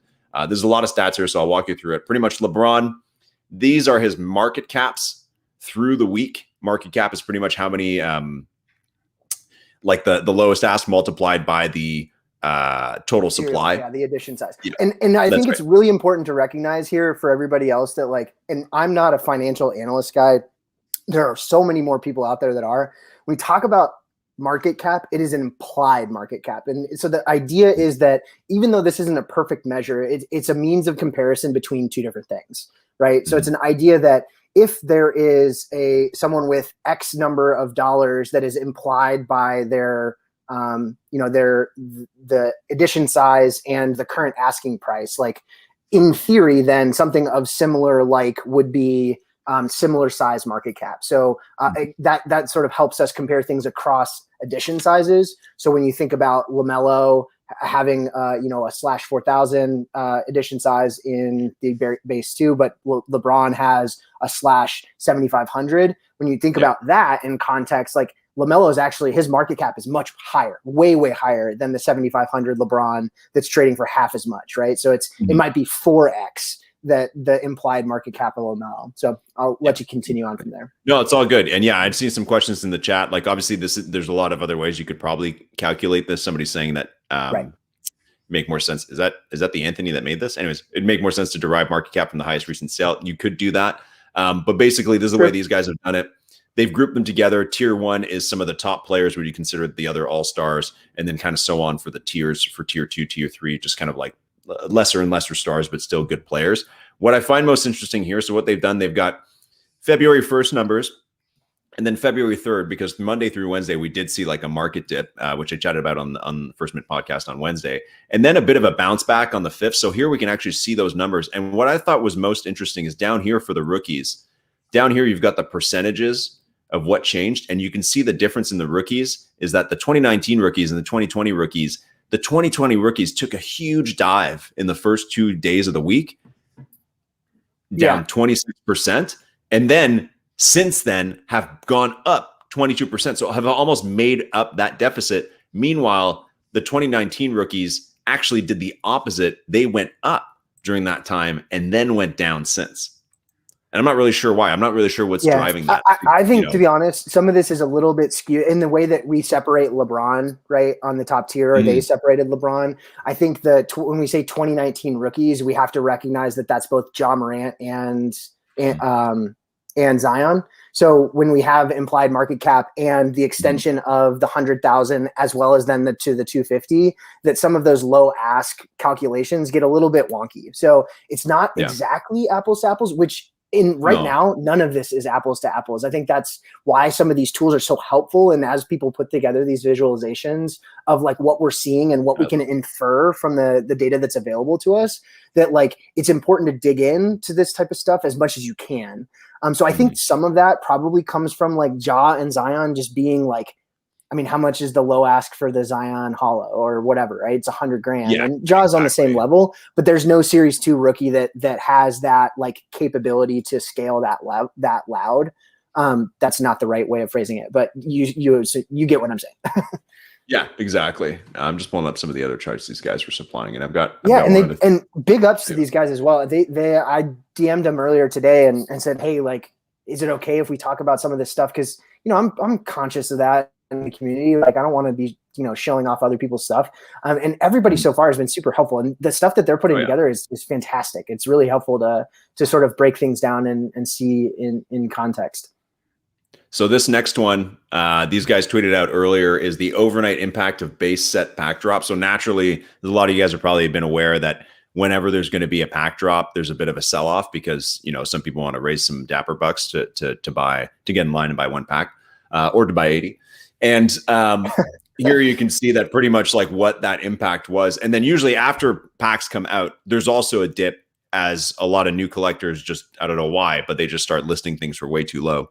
And you see like a huge dip. So this is actually interesting where since the release last night, and this was from like 8 p.m., I think they said, until like 1 p.m. today, that basically the base 1 commons actually went back up in price. And I think maybe that's because the market was recovering. But then the base 2 commons dropped. And this number here, this is kind of what you would expect normally, just from like a huge, we had a 1,000 new LeBrons in the market, 1,000 new Kevin Durant's, like a 1,000 new of a lot of these moments. 75,000 new moments total. So kind of a natural thing. Phil D, what do you think about this, man? Did this affect your trade strategy or anything like that? I want to get Phil D in on that convo here. I'm still stuck because I've told you before, I know there's a lot coming up. I've got a decent balance that I've been saving for a big purchase or something I really like, but then I don't know what to do. So I want to get in on some of these guys while they're really low. Like right now, it's a great time. Anytime there's a pack drop, like you said, the prices crash and it's the time to buy. If you're a collector and you really want to get in on some of these guys, like I think it's like the Zion is down to under $100 when he was going for 190 last week or the week before, right? So this is the time to buy because we all expect the market to maybe go back the other way. But then there's so much coming up. Do you invest in a bunch of cheap season or Series 2 moments? I don't know. It's not for me right now. I'm only trying to snipe. I can't snipe the way Plunge does. Apparently, I didn't even know he was like a master sniper. It says in the chat. Dude, listen, man, you're known as a master sniper according to the community. I'm not though. Some of these guys out Did you there. get the $5 Booker? Is that you, Plunger? No, you can check my That was account. the I Greek. don't have that one. I paid Greek full. guy. I paid full retail on that one. I'm much like Phil D. I was listening to Phil and earlier, and he was talking about the cool cats, and he was like, I just needed to like buy it, bite the bullet, and just be done with it because I didn't want to keep refreshing on the page for the next 5 days. Like my last 5 days have been 3 days have been so much calmer since just biting the bullet and paying my $1,500. It's my tithe. Here we go. All right, we're good. And I know I am fully and well aware that these cool cats are very, very likely to dip in price once this challenge goes, and maybe not as much as they might have if it wasn't such a wonderful peach on the end of this with Lamelo. But Wonderful like peach. Oh Wow. man. I think he's a peach. He's a peach. Lamelo's a peach. You're here to hear, folks. He's a peach. I don't think he's worth. Quite the peach. I don't think he's worth 2x of the other rookies right Not now. But nice. like that will be nice. But yeah, I just bit the bullet, and to your point, like how much do you how liquid do you need to be? We got a rare pack coming up. We think we got a legendary pack coming up that on the office hours. It sounds like it's going to be higher than 250 and lower than 2,000. Is it going to be $1,000? That's what somebody told me. That's the rumor. I had to leave after the first half hour of office hours, so I didn't hear that part. But somebody started messaging me saying it's going to be $1,000. That is severely compromising our Dapper balance because nobody really knows what to do right now. So I think that has a lot to do with the market being down, is that people don't really know what to do. And some are kind of in fear that they're going to be left out if they don't have a high Dapper balance because they don't want to deposit more. I mean, nobody really wants to have to keep depositing money. So I think they're in fear that their Dapper balance won't be high enough when these legendaries and these rares and the cool cats come out. What am I going to do? But at the same time, those same people do not hesitate to buy base packs when they're available.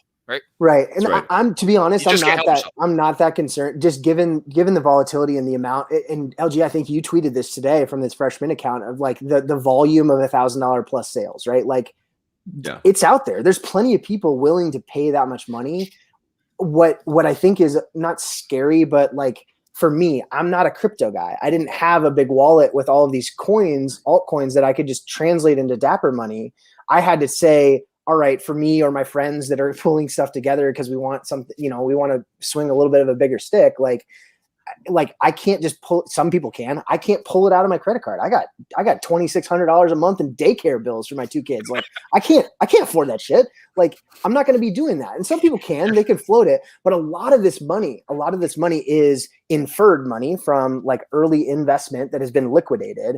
But it's also a lot of fun bucks from other people's crypto accounts, right? Like I had this other coin. I am translating it into Dapper, and this is another investment. And it may be a good one, but it's a conversion of assets, right? And you're converting from, it's a lot different psychologically to convert from Ethereum or Bitcoin or Dogecoin or whatever the hell other stuff that you can figure out. Because I'm not a coin guy. You can't. Just for the record, you can't send Dogecoin to your Dapper. Send it to me if you want. I don't care. Like, it sounds fun. Do you even know how to get Dogecoin, man? Do you know how to get Dogecoin? No.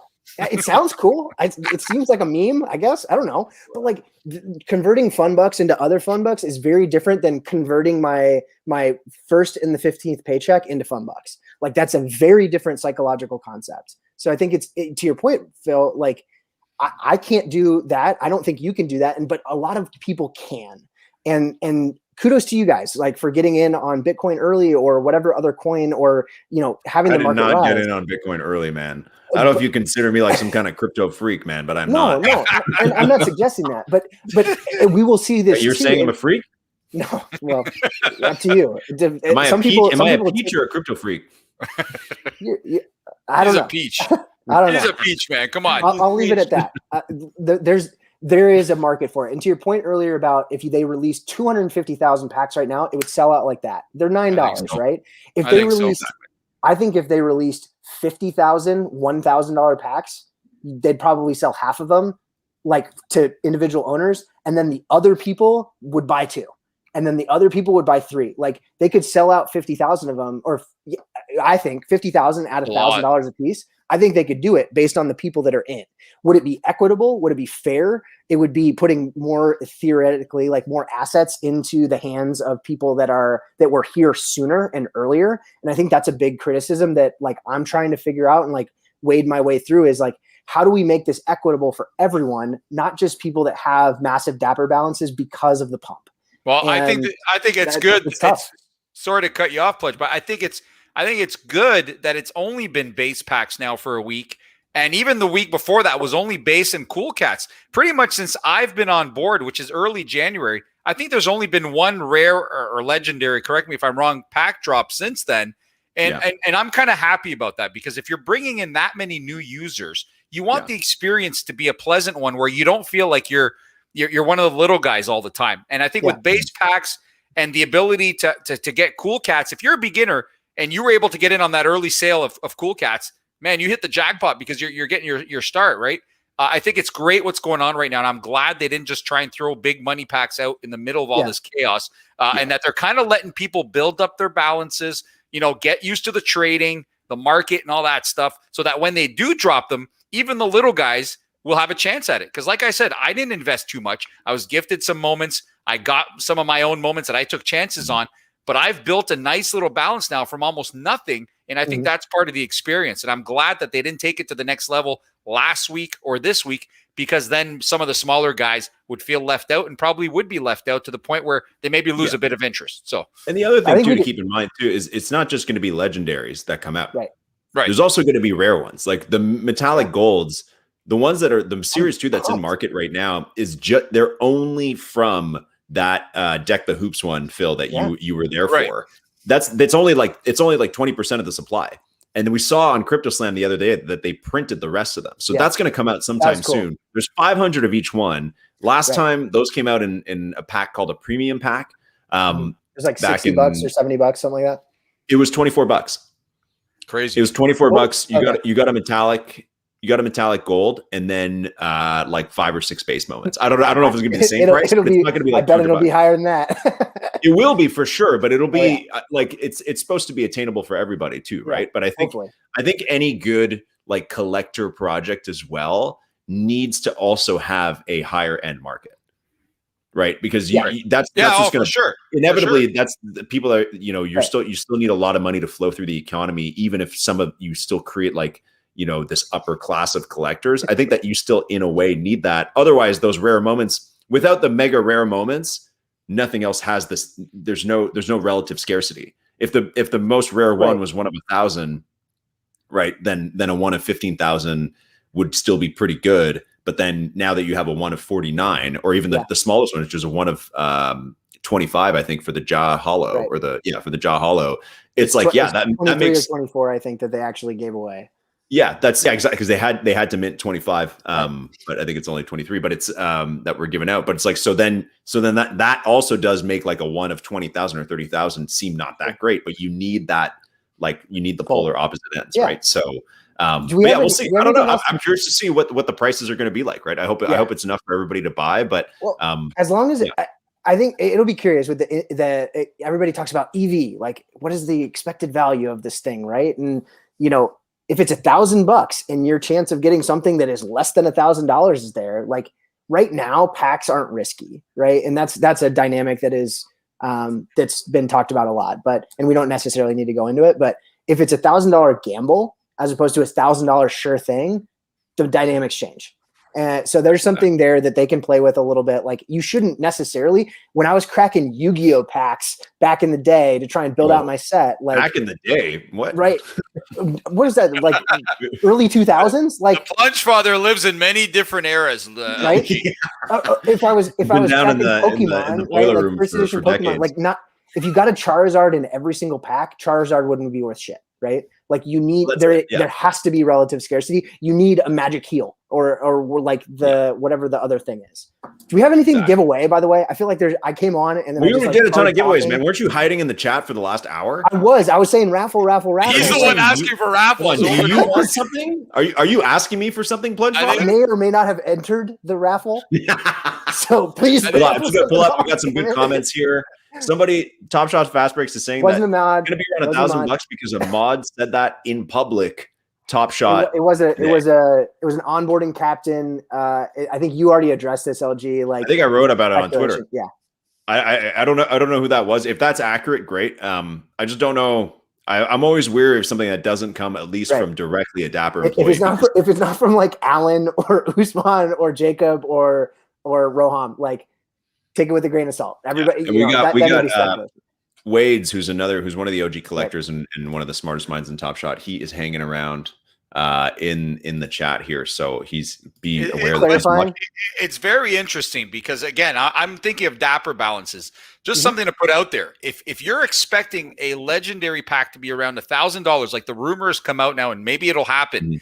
You might have people bailing out on Cool Cats now, saying, "Hey, you know what? Right. Forget about this. I can sell each one and get and add an extra $1,400-$1,500 to my Dapper balance." And they may even do it after they get their Luca, because they can even get rid of that Luca. So this is all impact, and it's only rumors. It's not even confirmed. Phil, hold on.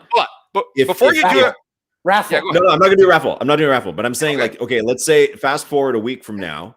They say legendary pack, it's coming out. It's like another holo. That's the one that's been printed. We saw it on Crypto Slam.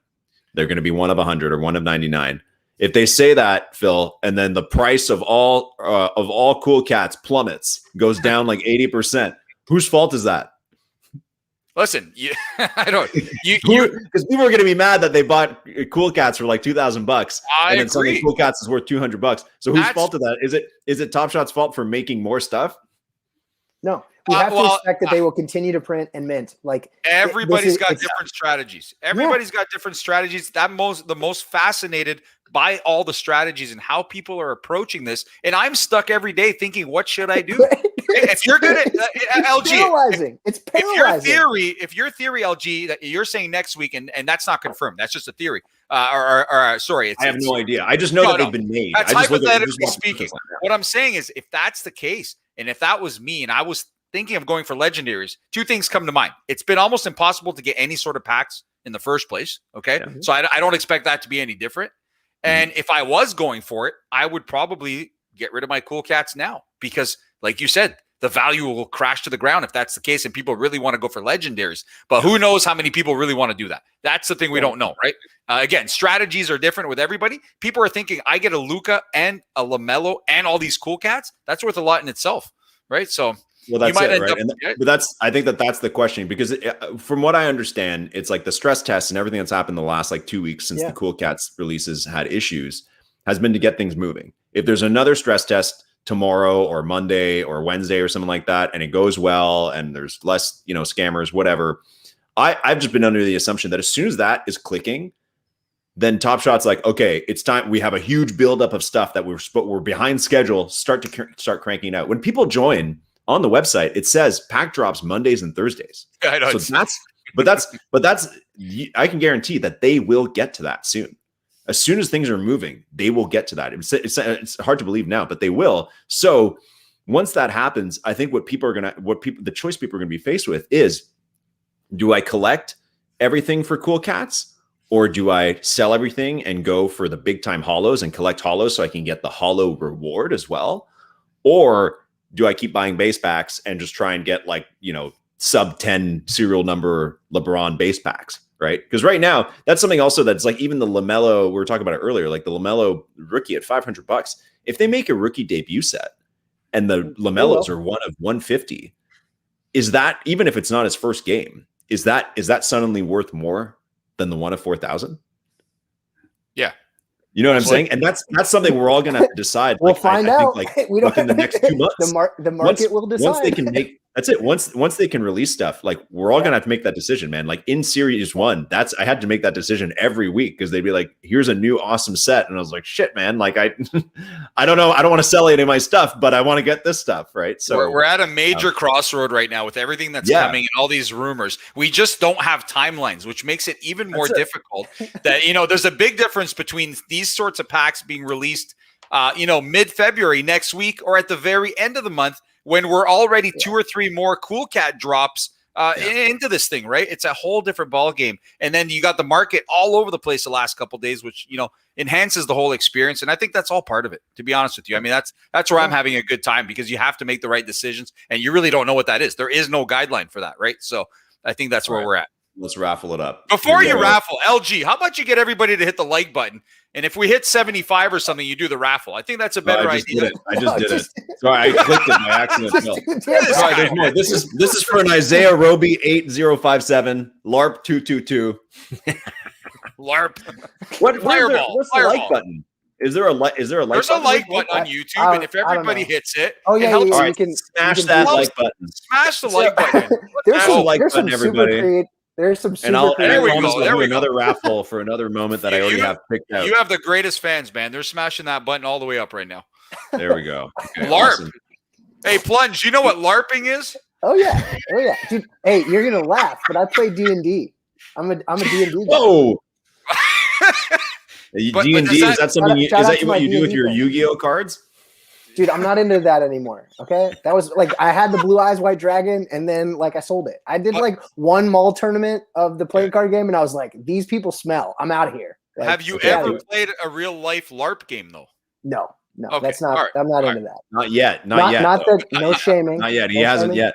Well, okay. Do we have? Hey, there's a first Phil, time for everything. Phil, are you satisfied with the likes? Yeah, the likes were great. We almost hit 85. We're doing one more raffle then. We're going to do another raffle. There's still 2 more giveaways after this. We're doing one more raffle. Next giveaway is going to be the Jamal Murray from yesterday's Twitter. Still on? What? People are still listening, man. They're still listening? That's awesome. We'll do a raffle, and then we're going to have Jamal Murray. The winners from yesterday, there's 4 people who got Jamal Murray, who said he was going to have 20 points. So congrats to you guys. We're going to do a raffle in a second. And then, no, I guess 21. Shit. That Punch Father, you are thirsty for a new moment. I'm grinding out here. I'm trying to get free moments, bro. Matt is desperate. He's desperate. Fireball. This is like being on Twitter every day. And then we're gonna have a segment with Phil, and then we're gonna get to the end. Okay, so next raffle. Here we go. This is for a Jimmy Butler 9549 S2. Plunge. Slippery Scoops 13. Slippery Scoops. Wow. I love these names. I had a moist zombie. A moist zombie entered my chat. All right, we got to keep moving. All right, so this next segment, there's no intro for it yet, but I'll make one later. This next segment is with the real Phil D. So far, the name for it is Discord a Fool. Listen, this is all around. Joaquin Phoenix. Anybody who's in the Discord channel, in the general chat section, knows what kind of chaos goes on in that place and what kind of actual. Listen, I don't want to use a name that I refer to that chat as, but it's not a very nice name. But you've got some serious characters in there. And some of the stuff they're saying, whether it has anything to do with Top Shot or not, most of it doesn't. But I took a couple of screenshots of some of the best moments that I was able to capture in there in the last couple of days. So I'll kick them off. I'll go over these and you guys tell me what you think. Here's the first one. So these are comments from Discord. These are things you saw in Discord. These are comments in the general chat in Discord. Discord a Fool. Okay. Discord a Fool. Here we go. Discord a Fool. Here we go. The first one, and you know what? I won't say the username because we might have some of them in here and they might. Yeah, no usernames. No usernames. Yeah. Just the Here's words. The first one. Convince me that Top Shot is not a pyramid scheme. I can't. I don't even know where that comes from. I made the joke earlier about Usman's downline being affected by something. Like, it's very possible. And I make it very clear to everybody that I've brought into this. Like, it's very possible that this goes to 0. I don't think it will. I believe. I'm bullish, but this is a pyramid scheme. I promise I'm definitely Bernie Madoff if this is a pyramid scheme, man, because I literally dedicate my life to talking about this and telling people at like midnight that there's going to be a pack drop when there isn't. I promise you these get better, okay? So bear with me here. I don't have a Dapper account. How do I buy packs? All right, well. Great question. Not happening. Here's this one. People got to watch more of my videos or something, man. You're going to love this one, Plunge. Okay. Anyone here named Tyrone? Keep in mind, hold on. Keep in mind that you've got a 30-minute gap between when you're allowed to message in that thing most of the time. So you have to choose your words wisely. And these people are typing up things like anyone in here named Tyrone. Well, what if Tyrone answers? Then what happens? I guess you got to wait 30 minutes to reply to Tyrone. No, All right. it's like what is it? The Craigslist like classifieds like missed connections. Like there should be a missed connections page. Exactly. That's probably the trading channel, man. Now, there was also a fake Roham in the chat yesterday. Luke, I saw that. I was like, he was like scamming people. I think. Hey, be He's careful. scamming people, and he said, "We have filed for bankruptcy today, and on February the 6th, our servers will be shut down. Sorry for the inconvenience. Everybody sell everything you have right now." Yeah, so that's good. That's clever, man. I think that's pretty funny. I mean, it sucks if anybody believed that. Well, it's like, I'm always skeptical of people in there who really boost up players. Like, hey, did you see that? Christian Wood. Go buy all of them or whatever. I assume they're probably selling like 30 of them, right? So I'm always skeptical why you would give your inside info to everybody in the general chat. It's either one person or 30 people trying to raise the floor. So just be careful on that one.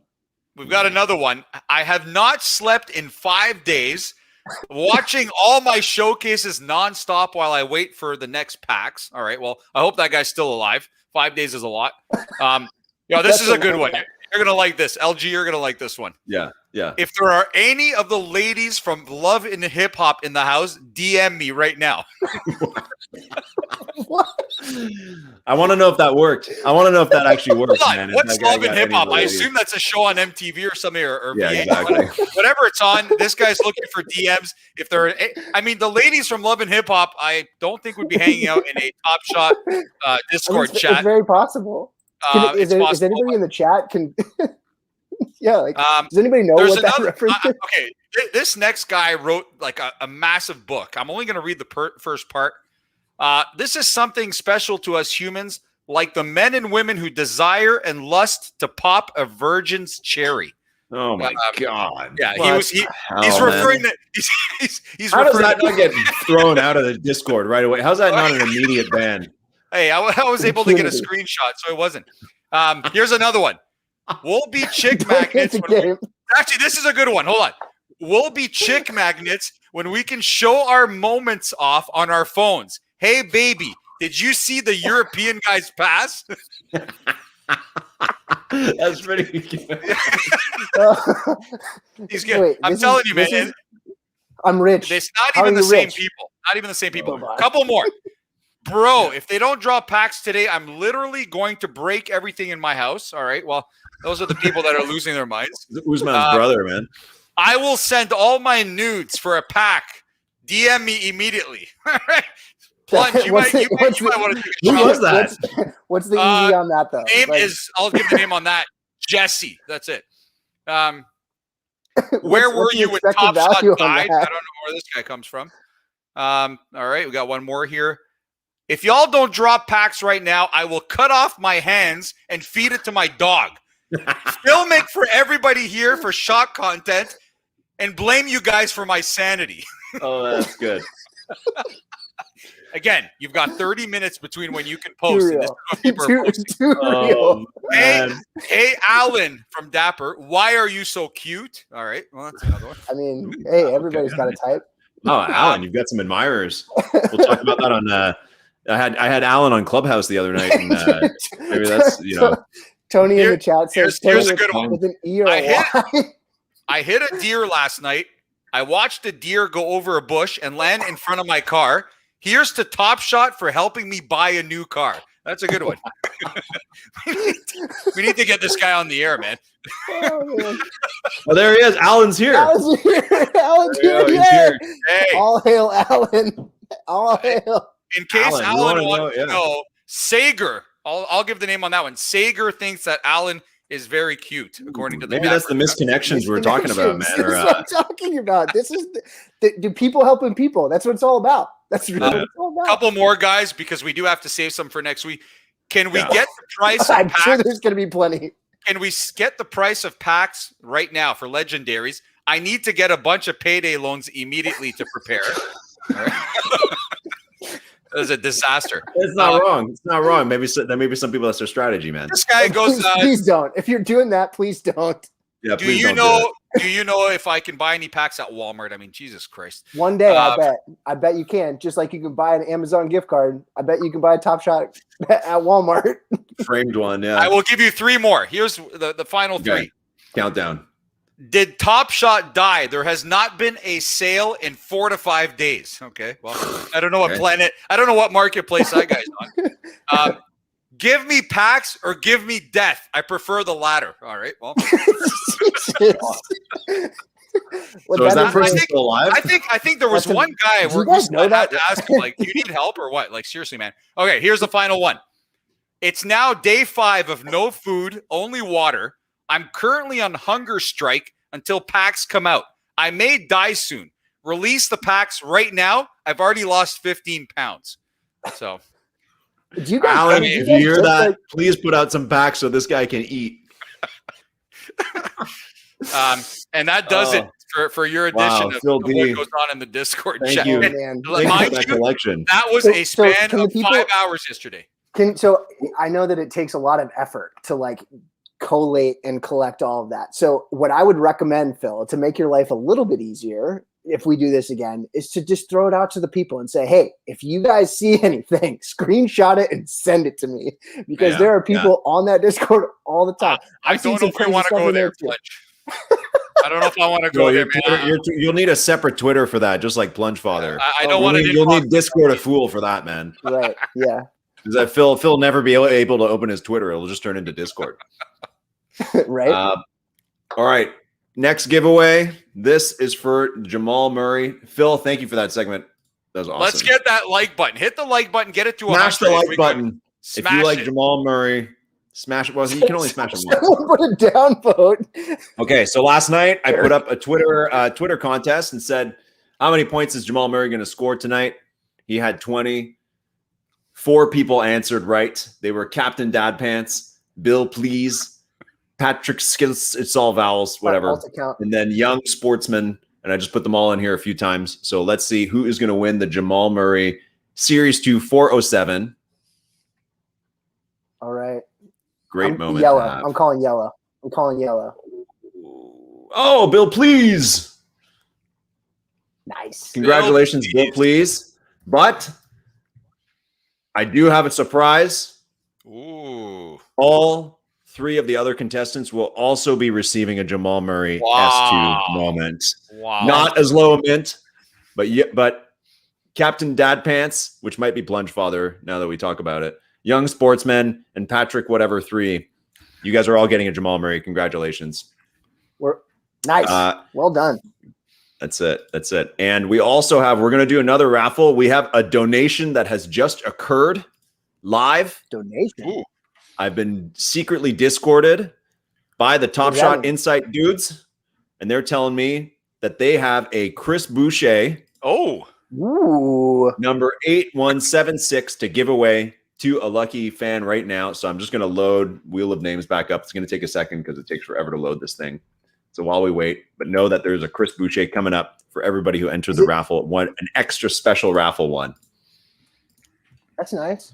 That's going for like $9 on the market right now, ish. Limited edition. $10. That's limited too, man. That's his first moment. Yeah, Phil D, real quick, while we're waiting for Wheel of Names to load. You're a Raptors fan. I'm a Raptors fan. Chris Boucher. Have we waited too long for him to get minutes? I think so. You know where he's ranked in PER in the NBA? Number 20 overall. Yeah, exactly. Actually, man, seriously. Yeah. Oh, yeah. So I don't know, man. He's one of the more underrated guys. And a lot of people don't know that he grew up only a couple of blocks away from Lou Dort of the OKC Thunder in Montreal, Quebec, Canada. And they've known each other since they were 5. They've been playing basketball. So pretty cool story there. And he's another one of the undrafted players on the Raptors. There are 7 of them on the Toronto Raptors right now. Wow. That's the ragtag bunch of upstarts. Raffle for Plunge Father. Since you got some French skills, sounds like, why don't you tell us how you would say this man's name properly? What's that? Why don't you? What's this player's name? Say it properly. Which one? The one we're giving away right now. Chris what? Chris Boucher. One more time. Boucher, like Bobby Boucher of the Waterboy. Nice. I knew you were going there. Fleet Disco, congratulations. You won yourself. Fleet Disco. Congratulations, you've won yourself. The chat just said he worked at Saint Hubert. Plunge Father, have you ever plunged in a Saint Hubert before? Gilbert? Hey, Peter, some in there. Okay, there's one more special raffle to give away. I'm just going to load up the names. So if you guys filled out the raffle form, you noticed that there was an option for email. Very soon, there may be emails coming to you from the First Mint and ask you if you wanted to be opted in, or not opted in, but just ask you if you'd be interested in getting some emails. I don't know when that's going to happen, but it is going to happen. So all those people, you are now entered into, this is the different raffle that you were promised that you're entered into. And the prize is a Release 7 pack. And I put in the contest thing that it was a 9, but it turns out I didn't have a 9. I thought I had a 9. 7 is even better because it'll be lower numbers. So that's crack it tonight? Score. What are you saying? Can we crack it tonight and then? Yeah, we're gonna crack it. We're gonna pick the winner and then we're gonna crack it. Oh man! Yeah, we're cracking it. Plunge, did you put what did you put? Plunge@father.com? Is that what your email is? I actually didn't do the email form thing. I only did the Jamal Murray thing because I didn't want to like inundate you. I didn't know that. I know how hard it is to copy things into Wheel of Names. So that's fair. The chat wants you to crack it, LG. You're gonna have to crack it. We're gonna crack it. We're gonna choose who the winner is first, and then we're gonna crack it. All right, I'm excited. This is a big ass wheel. Big money, no whammies. Who is going to win Release 7 pack?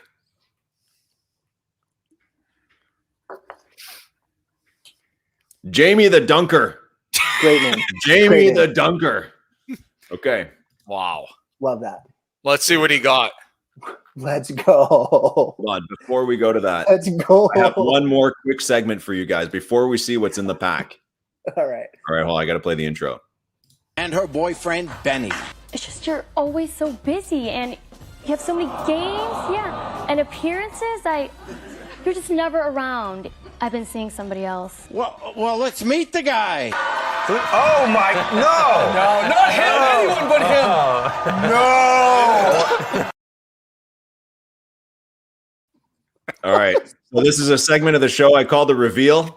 Oh, that's the best something episode gets revealed. ever. There's a huge reveal that is about to happen. Oh my god! I don't know if you guys have noticed that one of my guests tonight looks and sounds exactly like me. The real Phil D is my brother. Jerry. Yeah, I don't know. Is that not common knowledge? What kind of reveal is that? It's like being on Jerry. And hold on, that's not it. There's more. Phil, I have another reveal just for you. Yesterday, I talked to Mom. She told me she's been on Top Shot for the last couple weeks, and that she got a Cool Cats pack, and that she got Devin Booker, and that she sold him for $388. You're joking, right? Are you serious? Or are you joking? I'm dead serious. Our mother's on Top Shot, and she sold her Booker for $400. What? What if I needed it to complete my collection or something? That's what I said. I was like, Mom, why didn't you call me? I think I paid $400 for a Devin Booker. Are you serious? Get her on right now, Jerry. Right. And here is your mom. Oh my god. Okay. All right, let's go see what Jamie the Dunker won. It's enough reveals for today. Who knows what we're gonna reveal next week, man? Can you make sure that the audio is on? It's the best part. How do I? Oh yeah, hold on. How do I do do that? You have to share the audio. I think somebody just said the Plunge Father's adopted or something. I don't know, man. We'll save that for next week. I dated a French girl once. That's it. That's the extent of my French. Yeah, hold on a second. There's a good point in the chat. What if I bought her Devin Booker? I'm dead serious. then she lost 5% when she didn't reveal. I'm dead serious. I got it for almost exactly what you just said she sold it for. Are you serious? All right, we're gonna have a chat with her. We're gonna have to get her on the line. We'll get her on next week to explain. All right, here we go. This is actually one of the more exciting parts. Dude, I love this. It really is. It's my favorite. Jamie the Dunker, what have you won? If you guys have music or not, I don't know. I can't hear anything. It's with your internet, man. Come on. Is it bad? No, mine's the same. Oh, 3 digits. Okay, well, that was close. Oh, the wrong ball, brother, but still really good. That's good. Oh, the pelican scares me. Okay, all right. Okay. Yeah, it's there. All right. I can't hear anything. It's so loud for me. I don't know if you guys can hear the music. Okay, third one. Let's see. Give us a low serial. Okay. Is that Okay, it's a Dwayne Bacon. Okay. Nice. That's okay. Yeah, we'll do that. That's okay. All right. That's limited. That Lonzo's nice. That Lonzo's nice. That's nice. Yeah, so I was doing the tiering stuff with some of the guys from Evaluate Market, and it's a very clear delineation. Like the market has decided that 2-digit versus 3-digit versus 4-digit matters. So, with any of those base moments, like even if the low ask on them is going to show in your intangible dot market or whatever, but I forget what the site is, but if it shows 2, it might be 10. So, 3-digit's always nice to see. All right, I've got one last surprise. It is not for an audience member, but to show some brotherly love. Phil, last night you waited in the queue and you didn't get a pack. Wow. Oh, I have a pack for you. Watch this. So Here we go. Phil, this is to show the love since Mom sold the Booker that Mom sold you the Booker. Why wouldn't she tell me that? I'm the newcomer here. Mom sold the Booker that you needed. I figure you can have the contents of the pack. That'll make family get-togethers kind of awesome. This is for you. You can do whatever you want with whatever's in here. You can give it away. Right, you can sell it. You can sell it back to Mom. Whatever. Here we go. This is for the real Phil D. To Mom. Let's go. Show me something good here. There's players she likes. Who knows? Here we go. Right. Do you guys have music? Can you hear the music? No music. No music. Okay, forget it. I can hear. Okay. All right. Here we go. Here we go. Ooh. Oh, I feel bad for Jimmy the Dunker now. Oh, forget about Jimmy the Dunker, man. This is even better. Damn. Wow. No. Oh. Yeah, I know. I don't believe. Somebody said they got like 3 LeBrons. I don't believe that. He's a rookie, though, right? He's Canadian. This is a nice play. This is a nice play. No, he's Australian. He's Australian. He's not Canadian, man. He's not Canadian, yeah. He's Australian. He's a foreigner. No, I'm just kidding. Let's get something good. Let's get a good one. Oh, you got the Freddy. Hey, I wanted Freddy's, man. I've been collecting Freddy's ever since that Raptor performance. He is the highest scoring Raptor in a game. Fantastic pack, LG. Thank you very much. There you go, bro. That's for you, buddy. A part of me tells me that was like a karma thing because, Mom sold me out and screwed me on that Devin Booker, which I for sure dished out for. And I just got a Luka. So I made up for it. And I appreciate that. And I'm happy you did that, man. It was a nice little surprise. The Josh Green is $8. I think he's a rookie, right? All right. Plunge Father selling a bunch of Josh Greens on the market. No, I'm not. You can check my account. I don't own any of them. I like that. I'm not pumping my bags, dude. Check my account. You actually can check everybody's account. Yeah, I know. So yeah. You'll see the other 80 packs from yesterday if you check his account. So sure. on that note, I don't know if everybody heard this, but on the office hours they were talking about like the multiple account thing. Like they're gonna push to have everybody that has multiple accounts consolidated by sometime in March. So if you got those, start working on it, or like they'll release some information about, if you got dapper balances and multiple, but keep that in mind. So I don't have. Will do. Good advice for everybody. Thanks. Yeah. Thanks, Plunge Father. All right, guys. I think we're pretty much done. I think that's it for tonight. Whoever's joined, thanks for sticking around this long. I hope you won. If not, make sure you stick around. Keep an eye on Twitter because we'll definitely do this again sometime soon and do some more giveaways. Always fun to do giveaways. Parting thoughts. Real Phil D, let's start with you. How was your first experience, 2-hour-long experience on the First Mint? This was good stuff, man. I'm telling you, this is a great show. Even better fans that the First Mint podcast has. I mean, look at all the people in here on a Friday night giving us their time, having a good time with us. Shows you how good the Top Shot community is. And this was a really good time. And there's so much to discuss. I mean, we could do like probably a 10-hour show and keep going and going. Yeah. So hopefully we'll get some more shows and keep people entertained. And LG, man, you put together a pretty good production. I do want to see that. I do want to see that full Jerry video, though. That is my favorite. Oh, yeah. We'll pull it up. Yeah, I know that you love it, man. Amazing.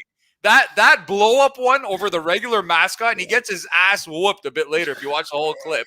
Yeah, they actually beat the crap out of each other. If that is as good as it gets, man.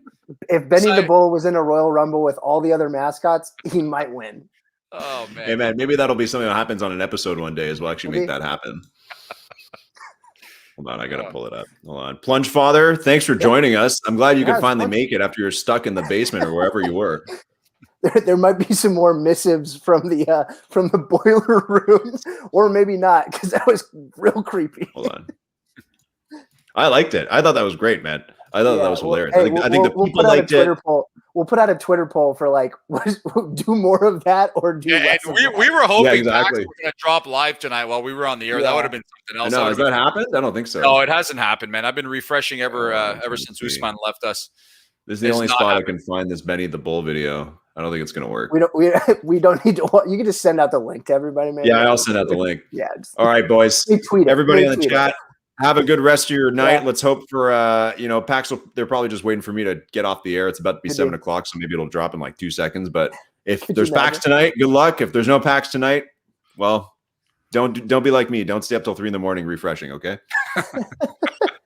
3. Those damn bleats, baby. I wake up at 7 Eastern. LG, you're still up, so I don't want to hear about it. It's like 5. Yeah, that's true.